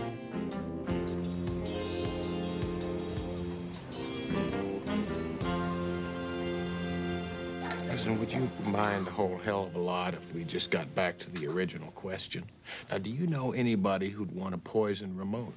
Like I told the police lieutenant, I haven't the faintest. I'm sorry. I really have to run. Wait, police lieutenant? Yeah, Italian fellow. Sort of a cross between Sly Stallone and Bobby De Niro. Name of, Novelli. That's it. The last time I saw him, he was headed for the Western Street. Thanks a lot. Let's try a walk. Houston, what are you doing here? I'll tell you something, Vince. Apparently the same thing you're doing. Trying to find out who tried to kill Ramona Landers. She's a close friend of mine. Why don't you go keep her company for a couple hours? Any special reason? Yeah, because that's how long it's going to take me to get my warrant. I got a witness that saw her husband put something in her orange juice. Something besides vodka? Better believe it. Something white, powdery, like maybe poison. Save it for the cab. Cable's right over here on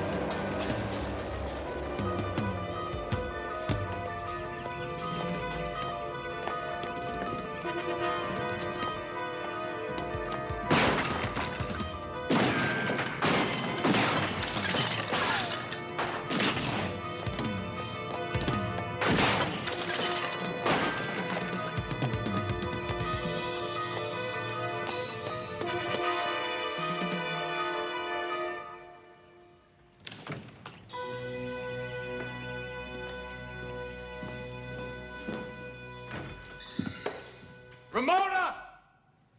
Marley!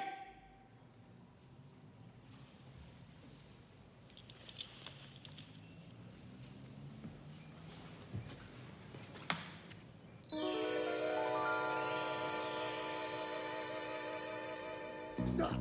Stop where you are!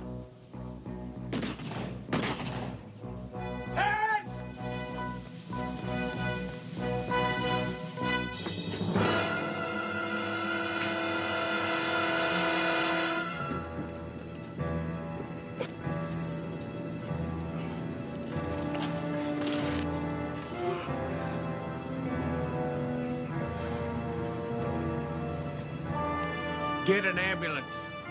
It's your husband. Get an ambulance.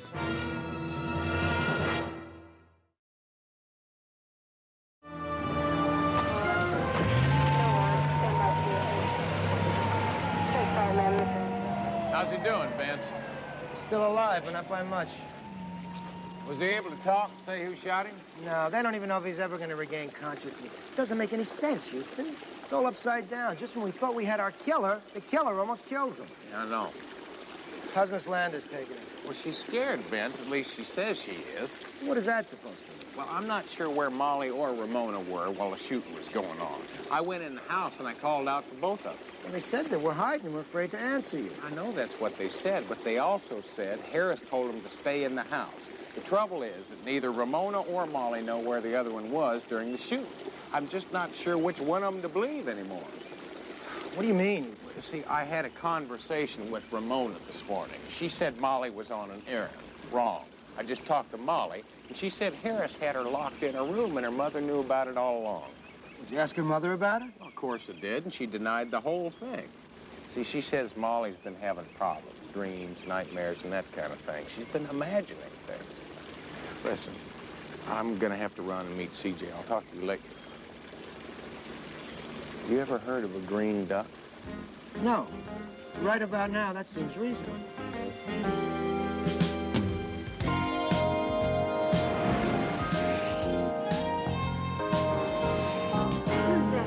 Taste buds of a lizard in heat. Not lime juice, nor tequila. Lamar, you haven't been right since you've been on Jerry Cooney. I don't believe what I'm seeing. What do you two think you're doing? We're making the world's largest margarita. Margarita? In there? Oh, no. This is Houston's private jacuzzi. If he ever finds out what you're doing, he'll kill you. Oh, no. He'll kill all of us. Houston, you have to understand, I knew nothing about this. I just arrived and I'm as shocked. Shocked, I say, as you are. What are you fellas doing here? Well, we delivered the chili to the plane going to San Antonio.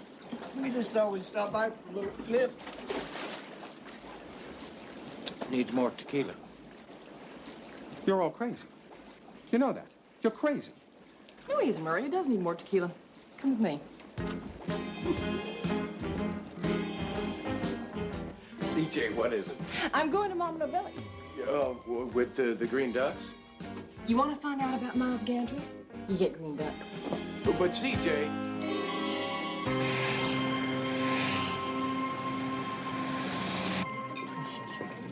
By the way, you're doing a wonderful job because Julie's letting you enjoy yourself.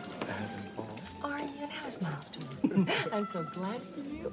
By the way, you look so well. Oh, here it is. Good. Oh, I'm sorry. I'm really You're sorry. Oh, Can I bring you some more spaghetti? Dear. I don't need spaghetti. How about some fish? I don't like fish. Well, Can I buy now you dessert? don't argue. CJ, excuse me. I understand. Not to worry. Everything is just fine. Dear, well. CJ. Houston? I should have known it was you. What'd you find out? Well, first of all, Miles Gantry lied to us. He hates Todd Gallagher as an actor as well as a human being. Why'd you put him in his movie? Because Bill Claudius wanted to be in it. In fact, he insisted upon it. Now, I want you to fasten your seatbelt when I tell you this last piece of information. Have anything to do with Green Ducks? Houston, forget the Green Ducks. Now, according to my dinner partner, Gantry expects the movie to be a total disaster. Thinks Ramona is over the hill and thinks you might as well just strike a match and burn up the whole $5 million.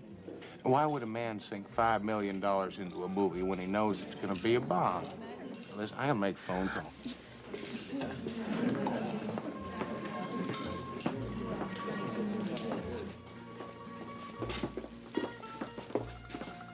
Mama, you know anything about green ducks? Vergognati! I wash your mouth out with soap. You ought to be ashamed of yourself. Why? What do you want to know about green ducks? Well, it's because of CJ. Oh, my CJ's a good girl. She should know from green ducks. And don't you tell her, eh? CJ was...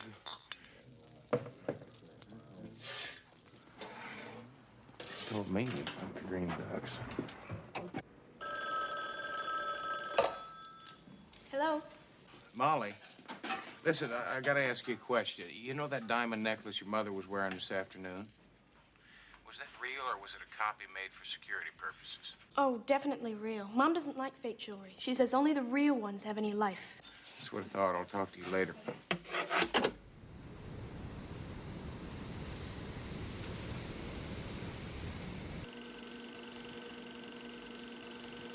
How could you do it to me? Do what? There's no need for a charade. I know all about the jewels. I know you've taken them from me. We are alone in the house. I arranged it that way to make it easier for you. I don't know what you're talking about. Oh, come on, Miles. Who else could have done it? You have my jewels every year for cleaning, and you certainly have the expertise to make replicas. It's okay, it's just us, you can tell me. What are you saying? As an old friend, I wanted to make it easier for you to do what you've been trying to do for the past few days. Kill me. key. Oh, Ramona, Can't you please. see it doesn't matter? I have nothing to live for. A husband who doesn't love me anymore, my youth gone, my wealth gone. I'm sure you had good reason for stealing from me. Oh, Ramona, for God's sake, stop it. I never tried to kill you. Yes, I took your jewelry, but murder. Well, I don't guess we can make the murder rap stick, but we can settle for grand theft. Where I come from, $20 million worth of jewelry is very grand. Yes, I took Ramona's jewels and replaced them with imitations over the past few years. But I also have receipts to show that I paid for every one of them. That's a lie. I'd never sell my jewels. No, you wouldn't. But your husband would. Oh, Ramona, he had to. He started selling me the gems just to keep this house going. Then in the last few years, when you started drinking heavier and heavier, he was afraid you'd have another nervous breakdown. He thought a movie offer would bring you out of your depression. But there were no movie offers. So he created one. Sold off the last of your jewels. Gave the money back to me so I could finance your comeback. I don't believe you. I'm not going to stay here and listen to this. Oh, yes, you will listen. You know, there's an ugly rumor around town, Ramona, that you may have put the poison in your own drink rather than risk a comeback. That's crazy. Is it, Ramona? Is it really?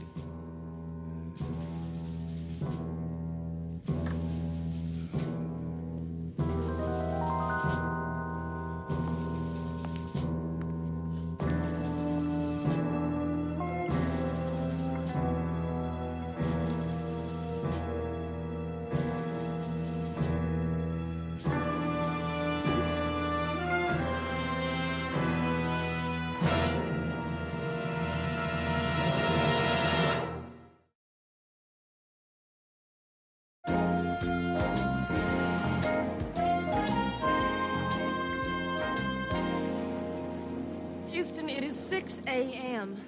You have been soaking all night, and we're not getting any closer. I know it, CJ. That's because this is Hollywood. You see, nothing's real in Hollywood. It's all fake. Diamonds were fake. Gantry was fake. This whole town is based on illusions. It's not what you see, but what you think you see. Just illusions. Wait a minute. Illusion. CJ. Maybe that's what this whole thing is about. CJ, let me ask you a question. Who's dead? I am. Houston, if my brain is ever going to work again. No, CJ, I'll tell you who's dead, and that's Todd Gallagher. You put up that interview tape we were looking at before. If I'm not mistaken, he said something just before he died.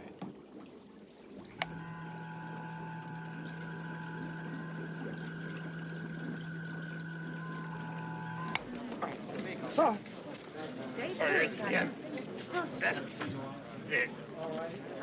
Incestuous murder is damn dame. Must be talking about Ramona. No, he didn't say dame as in woman. He said Dane as in Denmark. Oh, that sure clears it up. CJ just might have it that. If Todd Gallagher was the intended victim, CJ, I want you to get all the history you can on Todd Gallagher. He may have just told us who his killer was.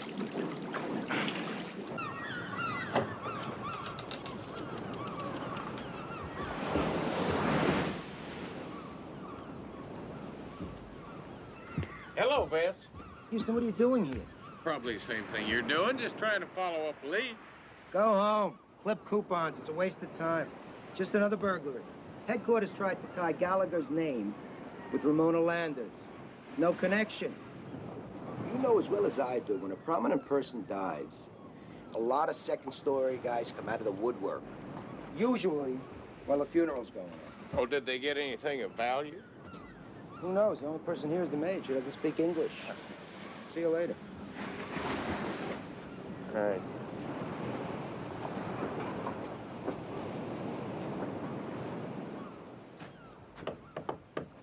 Buenos dias. Me llamo Matt Houston. ¿Se habla usted inglés? ¿Se habla usted anything?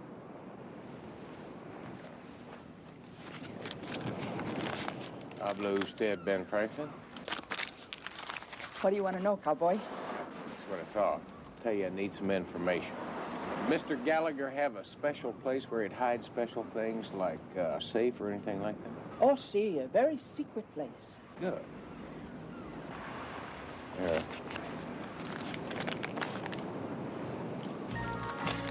Sígame. Aquí. Underneath the arches. Super.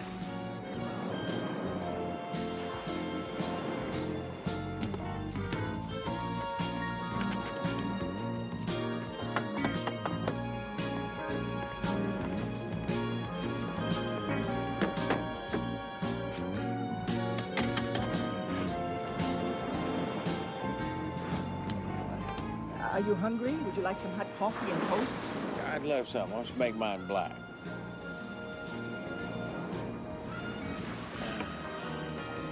Know something? You're turning out to be a very expensive date, senor. Señorita. No comprende.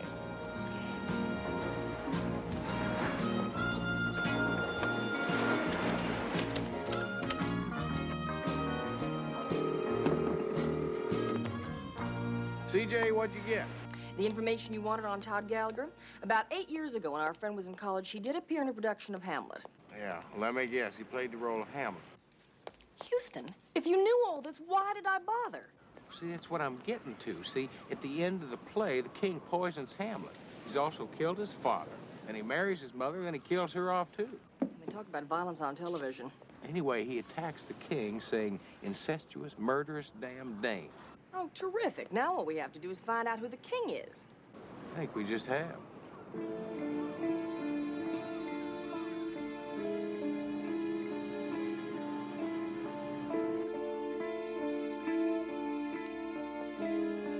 Why don't you come on out of there?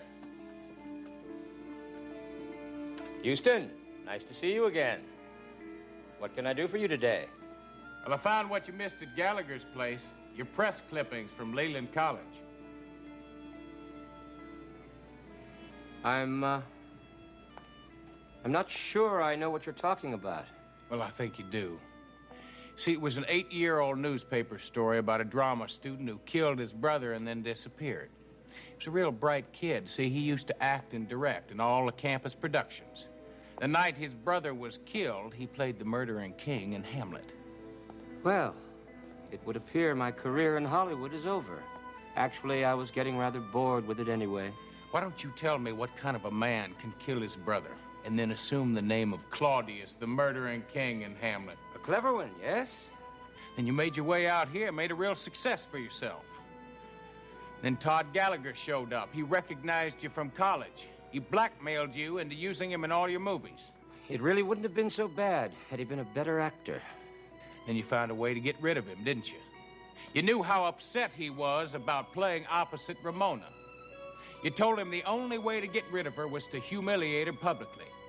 You put the poison in Ramona's glass, but only when you were sure Todd Gallagher was going to drink from it.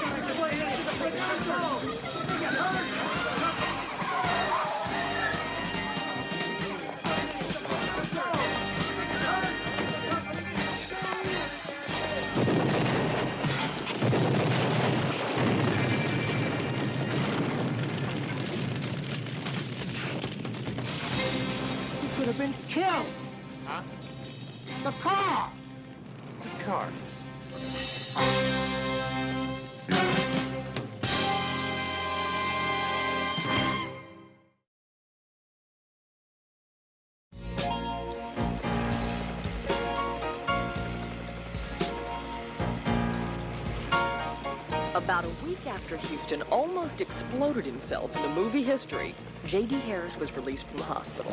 And he explained that the white powdery substance he was lacing Ramona's drinks with were in fact multivitamins to keep her strength up. And Ramona, finding out how much her husband really loved her, well, she seemed to be getting better herself. But the news that has Houston all excited today is that he found out he won the chili contest. And his prize horse was already here. Oh, yeah, the bad news. I'm afraid that's what Bo and Lamar are about to spring on him. My horse. He's here. He's in there, isn't he? Well, yeah, but, But what? well, it's nothing, Houston. It was just kind of good news and bad news. Like, you remember we had that rain last night? Wait a minute. He didn't take sick, did he? Oh, no, nothing like that. It's just that, well, he kind of, Shrunk. yeah.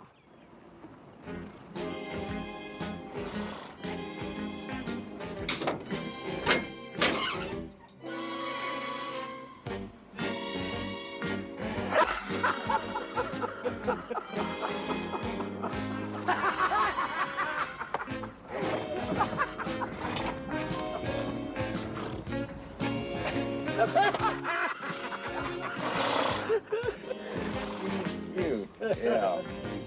Is he housebroke? Well, he causes no problem yet. Good.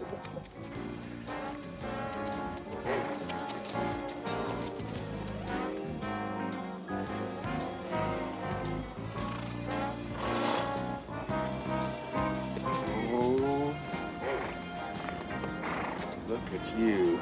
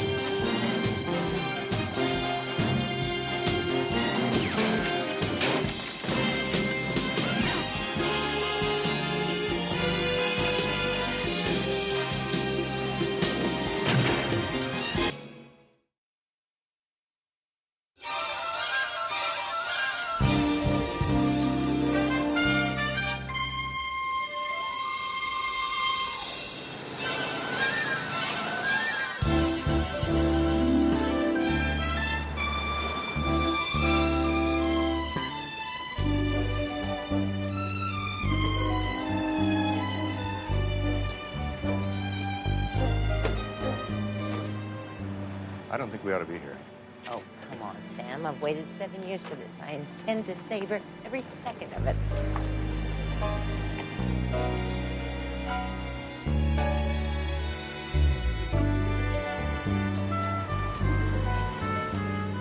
Drive around to the side, Peters.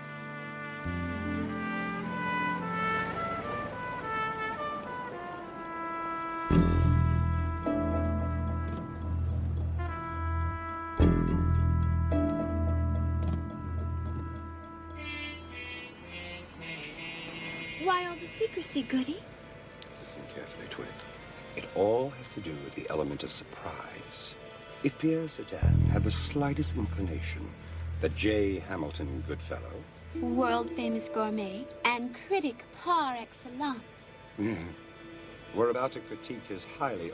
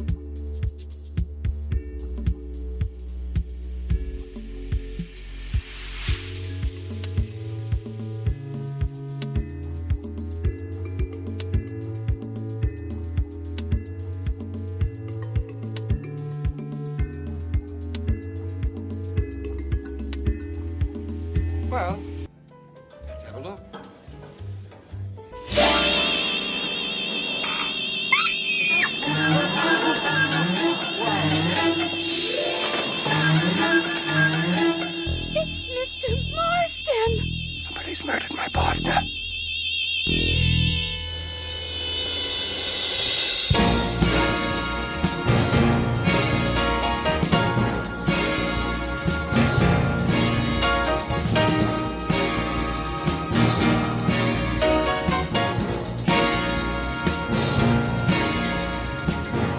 Murray, now this phone is supposed to be for emergencies only. Now, listen, I have complete trust in you. Now, if you have to make these executive decisions, I mean, why don't you go ahead? I trust your judgment. Now, if you think Houston Industries really needs to switch over from manual pencil sharpeners to electric ones, then why don't you go ahead and do it? Now, how'd you get this phone number? I don't even have it myself yet. Murray, I told you 1,000 times there's no business out here at the ranch. Goodbye. Now, I'm real sorry, Kelly. What was it you were saying? Don't. Repeat, don't lock down the throttle. No, I won't. No, I'll nip the throttle. Okay, Houston. How about a little bet? Maybe just a little 10 spot? Well, of course, unless you don't want to race a girl. Lamar, that's a pretty chauvinistic remark. Houston, why put your money where your chauvinistic is? Unless you're afraid. You're on to the house. $10. Then let's go. All right. On your mark. Get set. Hey, you can't! He just... Houston! You come back here and start right! Houston, you lost the throttle.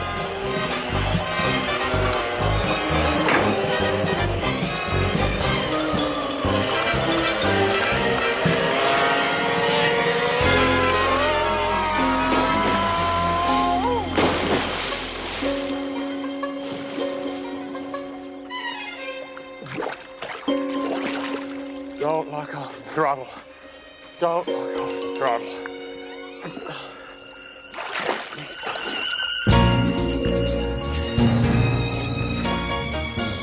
If there was anything Houston hated more than getting his boots wet, it was the news that his friend Prince Polanski, the famous restaurateur, had been arrested for the gelatin mold murder of Roger Marsden. So, after he changed his boots and his attitude, we headed for the Prince's restaurant to find out why Novelli had arrested him. Well, I'll collect the information on those people closest to the victim, like you asked. But the case against the Prince is... Hello, Vince. How's it going this morning? Sorry, Houston. I heard you and the Prince were friends. I think we just found the murder weapon inside. Brian, what might that be? A very large gelatin mold. Still had traces of orange gelatin in it. Well, Vince, there must be hundreds of those around town. Made in Russia, 1937. Oh. Russia, 1937. How'd you figure that out? Modern scientific technique. Turned the mold upside down, rubber was on the bottom. Yeah, well, Vince, listen, I'm sure the Prince has an ironclad alibi. Your client was home, alone, and asleep.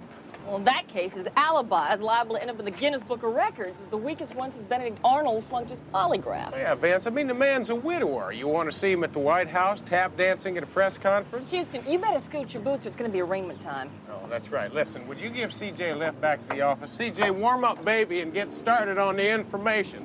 I'll take care of His Highness. That's American justice, eh? American justice. First, I'm arrested for a crime I didn't commit. Second, I gotta put a fourth mortgage on my restaurant so I can pay you back for the bail that I have to put up for that. And on top of that, me, a prince of royalty, I have to put up bail while the legitimate criminals with our list down to here, they go out free on their own recognizance.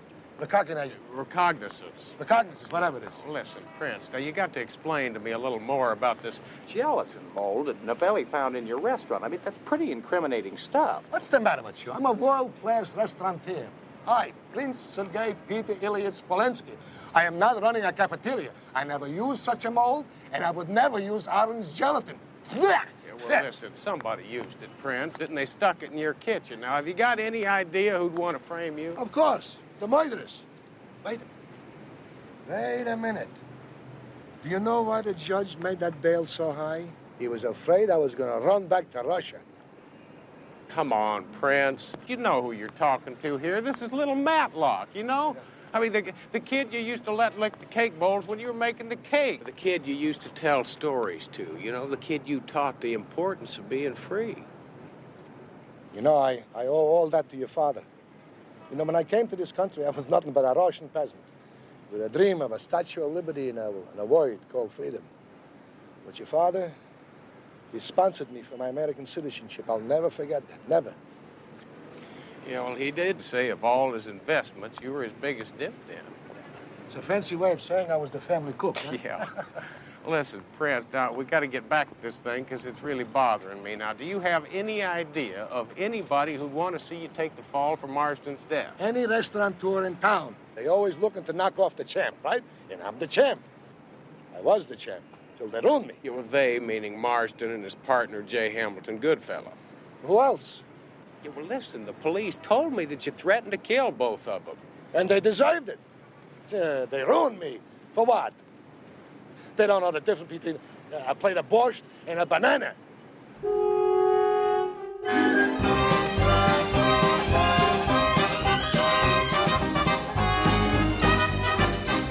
Now, the question is, who besides the Prince would want to see Marston dead? Now, who we got? Well, the names and numbers of the first-string players, the people closest to Marsden, starting with his partner. Goodfellow, J. Hamilton. The J doesn't stand for anything. He gave it to himself as a present in order to be different. He was born in New York, the Bronx, 1930. Then he moved to Hollywood, where he majored in affectation. He could have minored in murder also. You see, partners have a way of falling out. You bet. Now, that's Terry Anton, Goodfellow's constant companion, and maybe a little more. Nice hors d'oeuvre. Pierre Sardin, former French decathlon champ, soccer star extraordinaire, Marston's best friend, and the owner of the restaurant where the body turned up. Listen, any idea on who made the delivery yet? Well, nothing that's really going to help us. It's a regular delivery service. Apparently, they got a call late in the afternoon to deliver from the Princess to Chez Pierre. Well, who made the call? Well, this is the part you're not going to like. Apparently, it was a man with an accent who called himself the Prince. Oh, swell. Who's next? Kate Riley. She's the producer-director of Marsden and Goodfellow's television show. Most importantly, she's Marsden's ex-wife. Ex-wife as in bitter divorce? As in cat and dog fight. From what I could find out, this divorce gives a new meaning to the word nasty. Well, that's a good reason for murder. Now, this is Kate's brother, Sam, who is very loyal, very protective, and according to his past record, very dangerous. Well, you got a lot of candidates. Where do you want to start? Well, I think we ought to start with Mr. Goodfellow, J. Hamilton. Listen, CJ, keep digging and see what you can come up with on Marston's will. I'd like to know exactly how that man decided to slice up the pie, you know what I mean? With any luck, a la mode.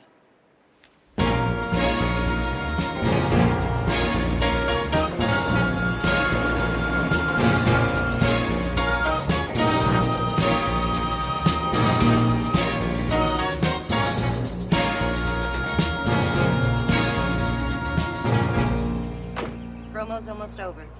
All right, stand by. 5, 4, 3, 2, 1. Ladies and gentlemen, I hadn't planned to say what I'm about to say. This is strictly impromptu. In closing, during this first show without my dear friend and partner, Roger Marsden, leaves me feeling like a chocolate without the mousse, crepe without Suzette, Vichy without the soise. It's lonely here without Roger. We shall do our best to carry on in the high standards you set for all of us. Until we meet in that great restaurant in the sky, good night and bon appetit. Roger. And cut. That's a wrap. We're in the wrong location, boys. Don't you touch that, you cretin. Can't you see I'm famished? I'm going to finish every last tender morsel. Maybe you should come back later. Mr. Goodfellow hates to be disturbed while he's eating. It has to do with the, digestive juices or something. Well, I wouldn't worry about it too much, miss. I don't think there's much I could say to him that's going to put him off his feed. Excuse me. I have to finish typing Goody's newspaper column. Right, listen, could I ask you a question? All right. Okay, is it Roger Marsden and yourself? Now, how did you two get along? My typing. I really have to get back to it. Yeah, but... Oh, Miss Riley. Miss Riley, excuse me. My name's Matt Houston. Of course it is. Bernie, get the lead out. We've got a flower show to cover. Listen, I wondered if I might ask you a couple questions about your late husband and how he died. Not soon enough, that's how. Should have happened years ago. Excuse me, please. But I really did, Kate's busy. She hasn't time for you now. Listen, partner, maybe your owner ought to tell you about the new leash law. Now, why don't you take your hand off my shoulder?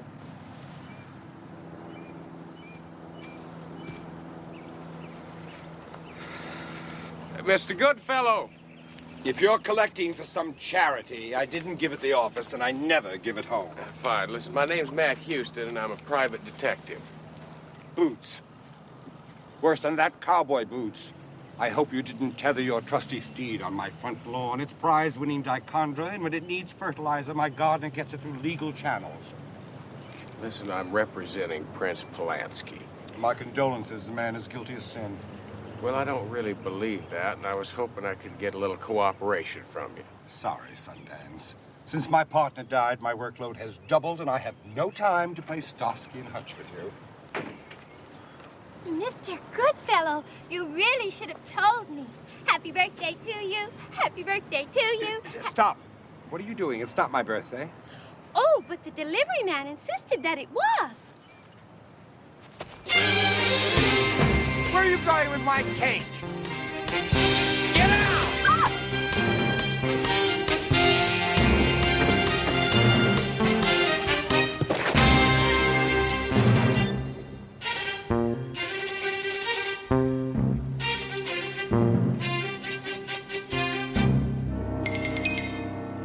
You ruined my birthday cake! Well, I thought it was a bomb.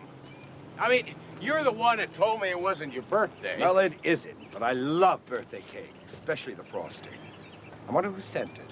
Oh, this came with it. Oh, may I? Thank you. If you like Marsden gelatin, you're gonna love Goodfellow Under Glass. It's unsigned. Appears to be a death threat, Mr. Goodfellow. It's ridiculous. It's just a silly prank. Don't you think? Well, I suppose it could. Perhaps I will cooperate with you in exchange for protection. You got it. All the protection you need if you tell me everything you know.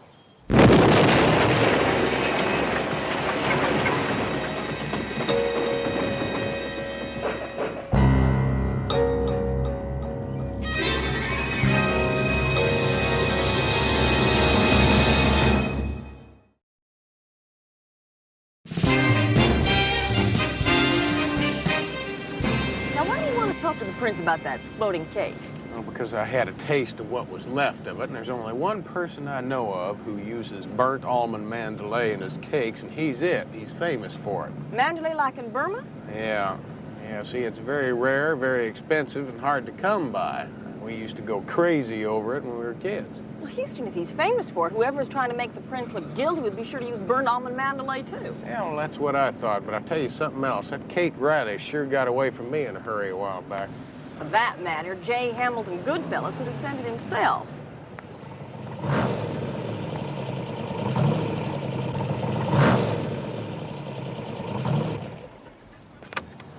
You're looking for the prince, forget it. Went into exile, he skipped.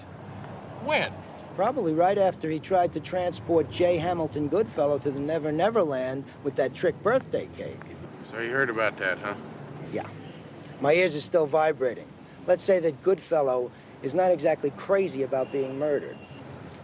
Any idea where he might have skipped to? Probably halfway to Moscow by now. If Interpol doesn't catch up with him, you're going to be out a lot of pocket money, Houston.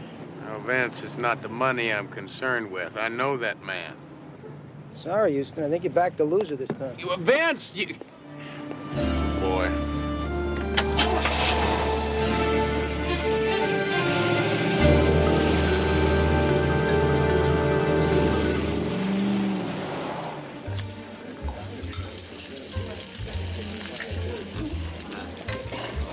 wish all of my customers were so discerning of taste and so beautiful. Thank you, Pierre. Well, listen, Pierre, I hate to interrupt business with pleasure, but I need to ask you a couple questions. Now, have you got any idea why you inherited the corpse? None whatsoever. That kind of publicity I don't need. Well, look, any idea who killed Roger Marsden? The mystery, if indeed there is one, doesn't seem to be so deep. From what I've read and heard.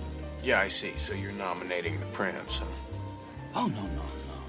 I don't want to knock Polanski. He's a competitor. He was a competitor. This business runs in cycles. The Prince had his day in the sun. Today it's my turn. Tomorrow, who knows? I owe my current success to the late Mr. Marsden and his partner, Mr. Goodfellow. Our rave reviews place Chez Pierre where it is today.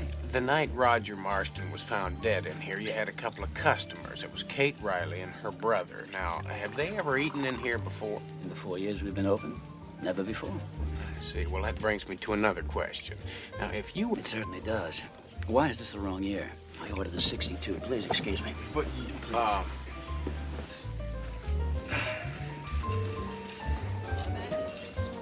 Something's bothering you. It's not the wine, either. I'll bet it's the fact that Kate Riley and her brother come to this restaurant for the first time, and they find her ex-husband in a gelatin mold. Yeah, Pierre was real anxious to tell us about it.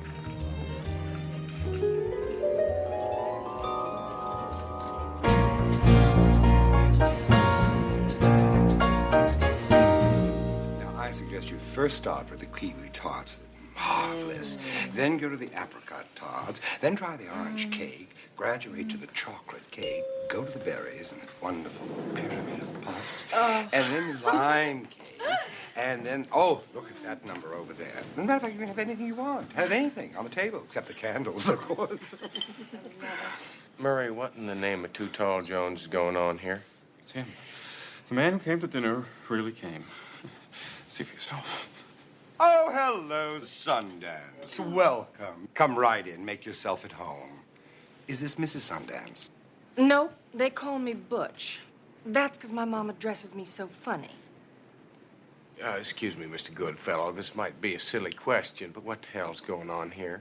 Well, it must be perfectly obvious. You now have J. Hamilton Goodfellow as your own personal guest. Well, how'd they get so all-fired lucky? Elementary, my dear Sundance. After all, you did promise me protection after my birthday cake went that-a-way, remember?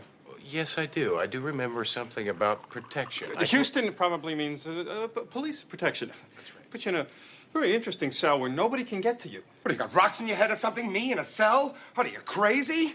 Oh, I don't think it'll be all that bad, Mr. Goodfellow. I would soon starve to death. I would starve to death. Never mind. Never mind. I'll just walk out of here with no protection. I'll get out on the streets and make it simple for Prince Polanski, whom you got out of jail, to kill me. Please don't feel any guilt when you attend my funeral. Far be it from me to ever say that my death is on your head. Oh, Don't do it, Houston. This is a place of business. Besides, we don't have a bedroom. You certainly do. I took the liberty of having a cot and certain other amenities moved into somebody's office. I think they said his name was C.J. Him is a her. C.J. is me. I do wish you would stop changing your name, young lady. Well, never mind. I'll try not to mark your walls when I hang my paintings. And you'll find me an exceptionally charming guest. You'll love me. Trust me. Now, it's time for my beauty rest. Come along, darling. Time for our beauty rest. Ta.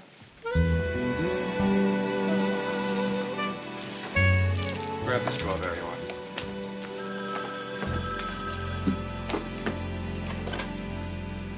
Houston, for you?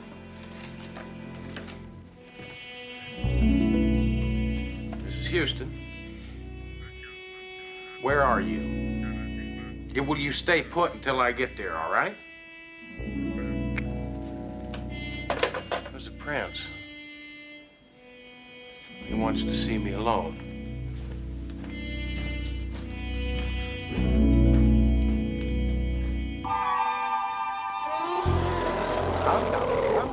pot. That's it, darling. Come. Hey, come. I got popcorn for you. Oh, yes. I got all kinds of popcorn. I put special butter on, and then I put on a little garlic salt, so it'll taste good. Okay. Now take all the popcorn you want. Now, be very careful. I got a lot of butter on there and garlic salt, so don't bleed on each other. All right? Go ahead. Have fun. Oh, Matlick, I'm glad you came. Well, I had to protect my investment, now, didn't I?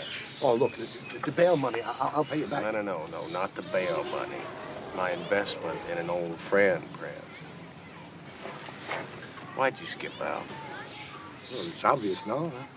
That Commissar Novelli, he's got an ironclad case against me, huh? Yeah, now it's very ironclad. I mean, with that stupid cake bet, not to mention the card. I just thought maybe I'd smoke him out, you know? Well, what was the cake supposed to do? Blow him out?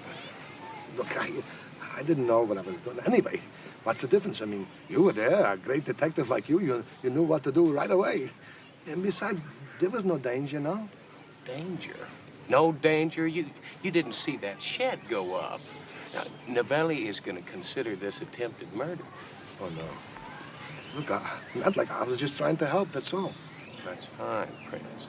Now, would you do me a favor? Just tell me why you went after Goodfellow. I mean, do you really think he killed Marston?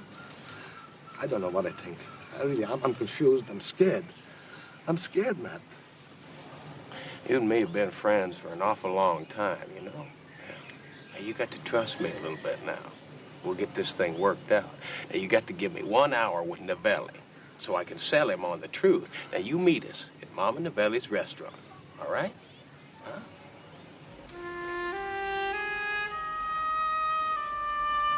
Good night.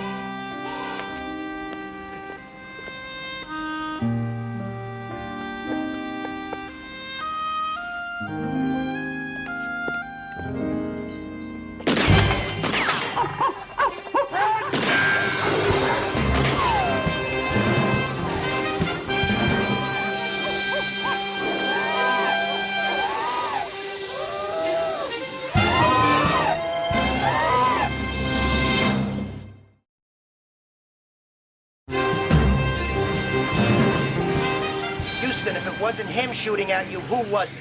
If Polanski walks in here, I've got to bust him. No, you don't have to bust him. You can help me set a trap. You see, then the real killer will step right into that trap.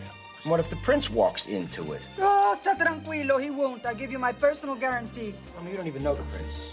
Sure I know him. Television, magazines, newspapers. Sure, he's a celebrity.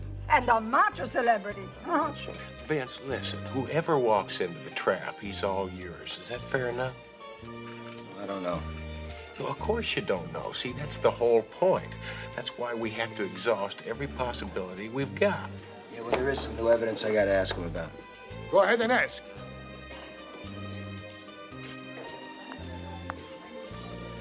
Saverio? Welcome.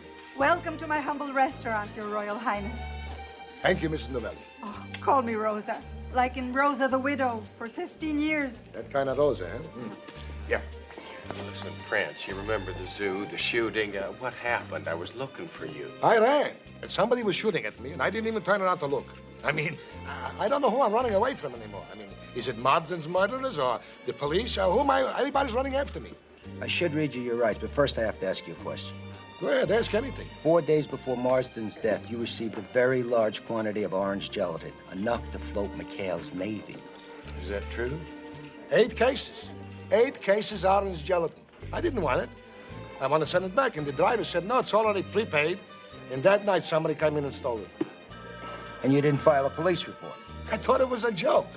I mean, 8 cases orange gelatin, what am I going to do with it? No, I didn't call the police. What for? Excuse me, Mr. Houston, there's a phone call for you. Excuse me, please. Vincenzino, credilo. Listen to the prince. His Highness is an honest man. Thank you, Mrs. Novelli. Actually, it's been 15.5 years, eh? Rosa.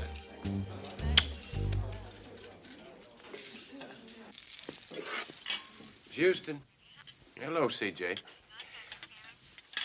Double indemnity? You got it.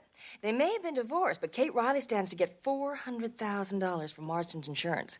And maybe it's about time I catch up to that busy lady, huh? Come on, ladies, keep up the pace. We've only got 3 miles to go. Keep your knees up. I hope he's honking for me. Well, let's burn off some calories. Miss Riley!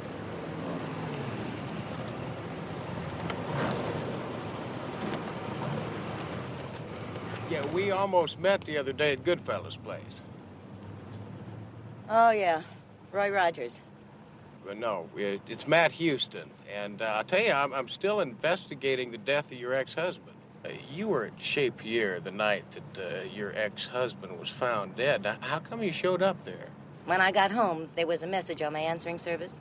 It was from Roger. He said if I met him at Chez Pierre that night, he would give me all my back alimony. Did you believe him? But I figured, what do I have to lose? Did you kill him, Kate? Roger Marsden committed suicide. That no-good scum made so many enemies. Somebody had to kill him. Did I kill him? No. But there were times I sure would have liked to.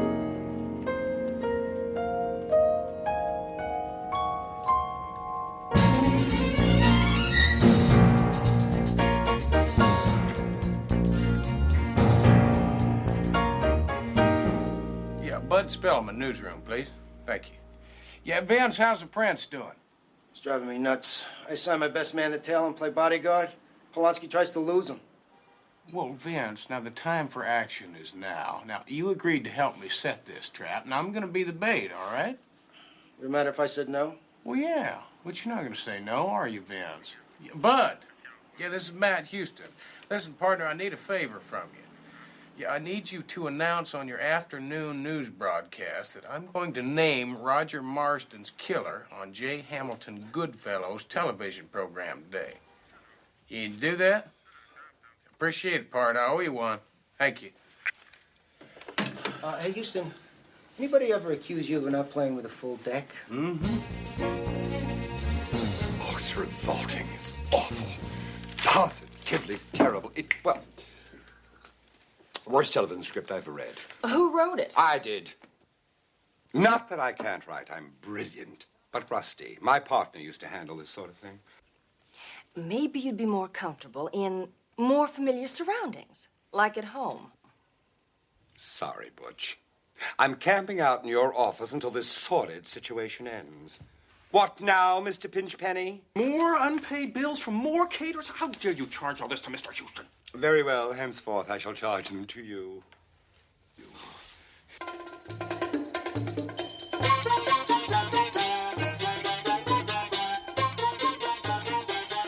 My petal. Oh, yes, a big tip for you. Here you go, Pinchpenny. I don't believe it. Now, hush. This is my favorite tune.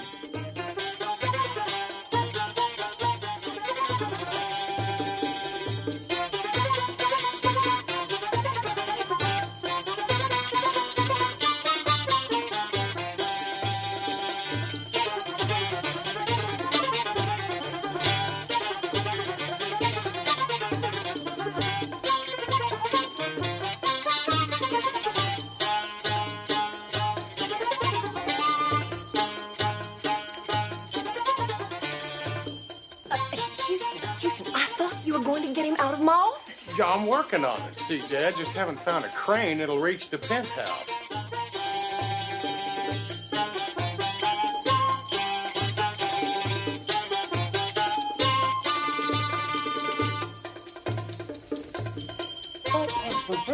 Come along, Sundance. Grab a belly dancer and join me. Listen, no, I really don't have time for that, but I tell you what, I would like to talk to you about your television show. Don't tell me you write scripts, too. If so, I'm in dire need of your services. Well, not really, but I tell you, I do have an idea. Now, it's a slightly different format, but I think you'll enjoy it. If I'm right, it's going to catch us a killer.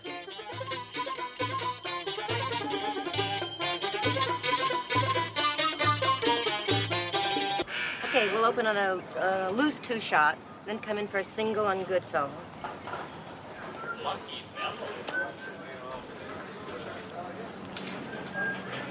Matlock, you sure you know who the killer is? Well, let's just say I'm hoping that he or she is going to tip his or her hand. You know, Matlock, sometimes you talk funnier than I do.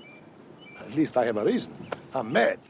You see him standing there so confident and cocky and sure of himself? You got to admit, Prince, he's got the #1 restaurant in town. I don't know why the critics, they turned against me.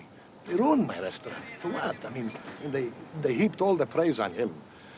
I mean, he couldn't have got better publicity if he paid for it. I mean it. Don't worry about it, Prince. We'll take care of him.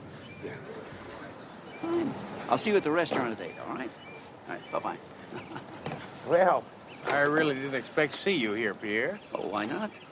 Roger was my best friend. When I heard you were going to reveal the killer, I wanted to be here. I hope I don't disappoint you. You know what you're doing, Houston. I hope you know what you're doing, Novelli. I got more cops in the area than Take Two Video's got technicians. Frankly, I think this whole charade is a complete exercise in futility. A little more, Carl. I mean, no self-respecting killer is going to murder anyone in broad daylight, knowing full well that this place will be crawling with fuzzies. Or are you still called piggies? Sounds like an apple in your mouth. How dare he? Mr. Houston, I hope you're a big hit on the show, telling the world who the killer is. We can use the ratings. As well as a competent producer, director. Quiet, Pac-Man. This is my domain. I've just had the most awful thought. I do hope that the killer is a good shot. Otherwise, he might miss Houston and hit me. Now, would you get your exalted buns over here before this producer-director makes you a falling star? Sit on it, Kate! Oh, that woman is so exasperating. Hold it, Houston. We gotta get a mic on you. Harry!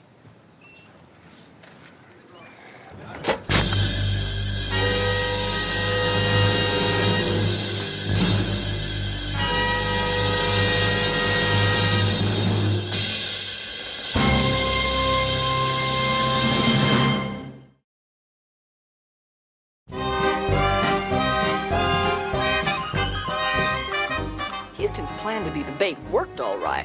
Unfortunately, a knife showed up, but the fish didn't. So it was back to the drawing board, only we didn't have one. As a matter of fact, we didn't even have our fearless leader.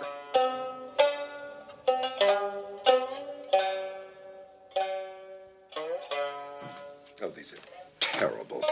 Positively revolting. Thank you, my sweetness. Tell that alleged photographer that this food layout is supposed to make my readers salivate, not regurgitate. Burn them, my darling. If somebody doesn't do something about him, he is going to fly the London Symphony in here for high tea. Murray, I've done all I can do. Asking him to leave is like telling Sylvester Stallone not to make Rocky IV. Houston, where have you been? We have been looking everywhere for you. Well, I've been down to City Hall following up a hunch. Yeah, oh, listen, I think I know who the killer is. You know who killed Marsden? Well, I think so, but now all I have to do is prove it. But anyway, CJ, I'll explain all that at the first annual Matt Houston Crime Busters picnic.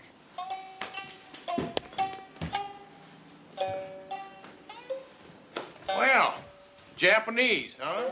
Listen, Mr. Goodfellow, now, when are you gonna taste some of my food? You know, that down-home Texas chili with all those Mexican jalapenos floating around in the pot? Only when life becomes so unbearable will I be forced to commit hara-kiri. Nothing personal, Sundance. Actually, I wanted to thank you for your most generous hospitality. Oh, you forget it. I mean, it's nothing any ordinary Texas fool wouldn't do for a total stranger. Listen, I'll see you at the picnic, all right?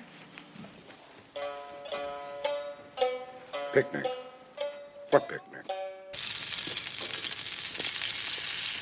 Oh, boy, ladies, that looks good. Looks like you've done it again for me. Thank you. Excuse me, ladies and gentlemen. I'm going to hold up on dinner for just a few minutes because I figured we'd all enjoy the food a lot more when we find out who killed Roger Marsden. Then you know the killer's identity. Yeah, well, I tell you, I figured we'd just sort of kick back and examine the facts, cover a little ground, and see what we come up with. Now, that brings us to #1, the good Prince Polanski, who our lieutenant, Lieutenant Novelli, has arrested for Marsden's murder. Now, the lieutenant and I have this problem. See, we really don't think that the Prince did it, because I'll tell you something very honestly. If you're going to kill somebody, you don't threaten them publicly. No, sir, you don't. And that brings us to number 2, which happens to be Kate and Sam Riley. Now, they're both very good suspects with very good motives, but we can rule them out also. Airtight alibis. Yeah, that's right, airtight alibi. You see, you were both present the night that Roger Marston's body was unveiled in the restaurant. But we did discover that you'd just flown in from Detroit 2 hours earlier, so you really didn't have a chance to kill a man. And that brings us to number 3. And that's the lovely Terry Anton. You love your employer very much, don't you? We're engaged. That's right. And it gives you a very good motive for murder, doesn't it? Would you like to explain a little bit about that? I hated Roger Marston because of what he did to Goody. It was Goody's idea to set up the partnership, and then Roger took over completely. He made Goody do everything that he said. Oh, I hated Roger Marston. But I didn't kill him. Honest. Then it was Marsden that wanted me out of the business, not you. No, I never did. I adored your food. That's right. So Terry didn't kill Marston. Besides, he's really not strong enough to kill a man and lug that big body around. No, that really wouldn't work out. So that brings us over here to good old Pierre, Lucky Pierre, I like to call him. Now, what would you think his reason for killing Marston would be? Me? Well, that's ridiculous. I love Roger. Everything I am, I owe to Roger. My restaurant, everything. That's right, everything and a whole lot more, including a lot of things that a lot of people didn't know anything about, like Mr. Goodfellow. You see, Marston was running a shakedown racket. That's preposterous. Is it really? You see, it takes me back to the day of the television taping. It was something that the Prince said. Yeah, he said Pierre couldn't have gotten better reviews if he paid for them. 6 restaurant owners confirmed it. Marsden traded good reviews for cash. Marston got 30% of your restaurant in exchange for destroying the Prince and making your restaurant the #1 restaurant in all of Southern California. CJ, the envelope, please.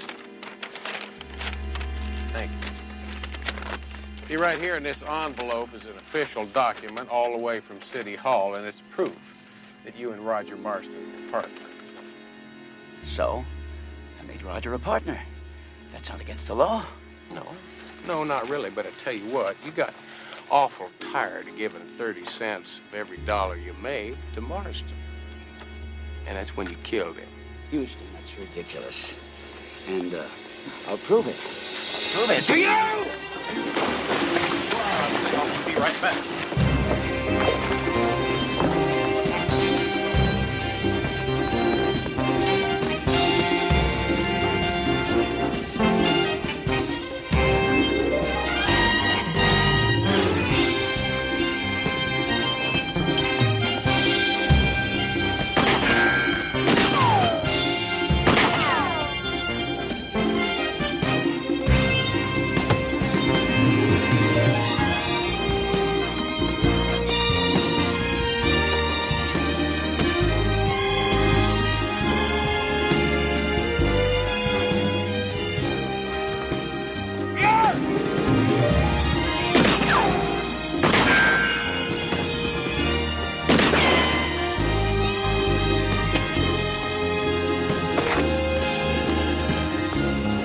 Do it, Bo. I'm warning you. If Houston should happen to catch Relax, Lamar. I done told you, Houston. And that ain't your mark. You can't be running off like that. What is going on? I'll explain later, fellas. Don't lock the throttle!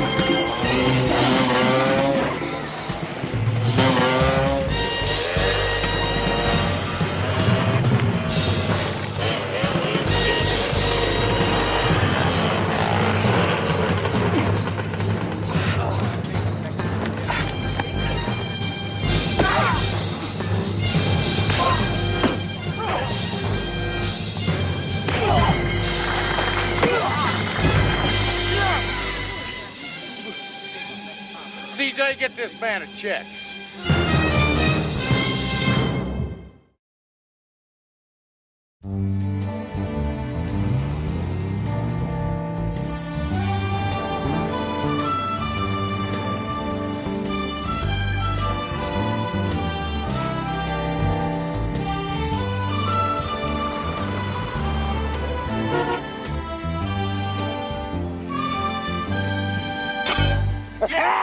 That's 3,612 to 3,606. Over here, boys. This tournament's still got 4 months to go. Well, I'll be. I thought a little refreshment might be nice on a hot, dusty day.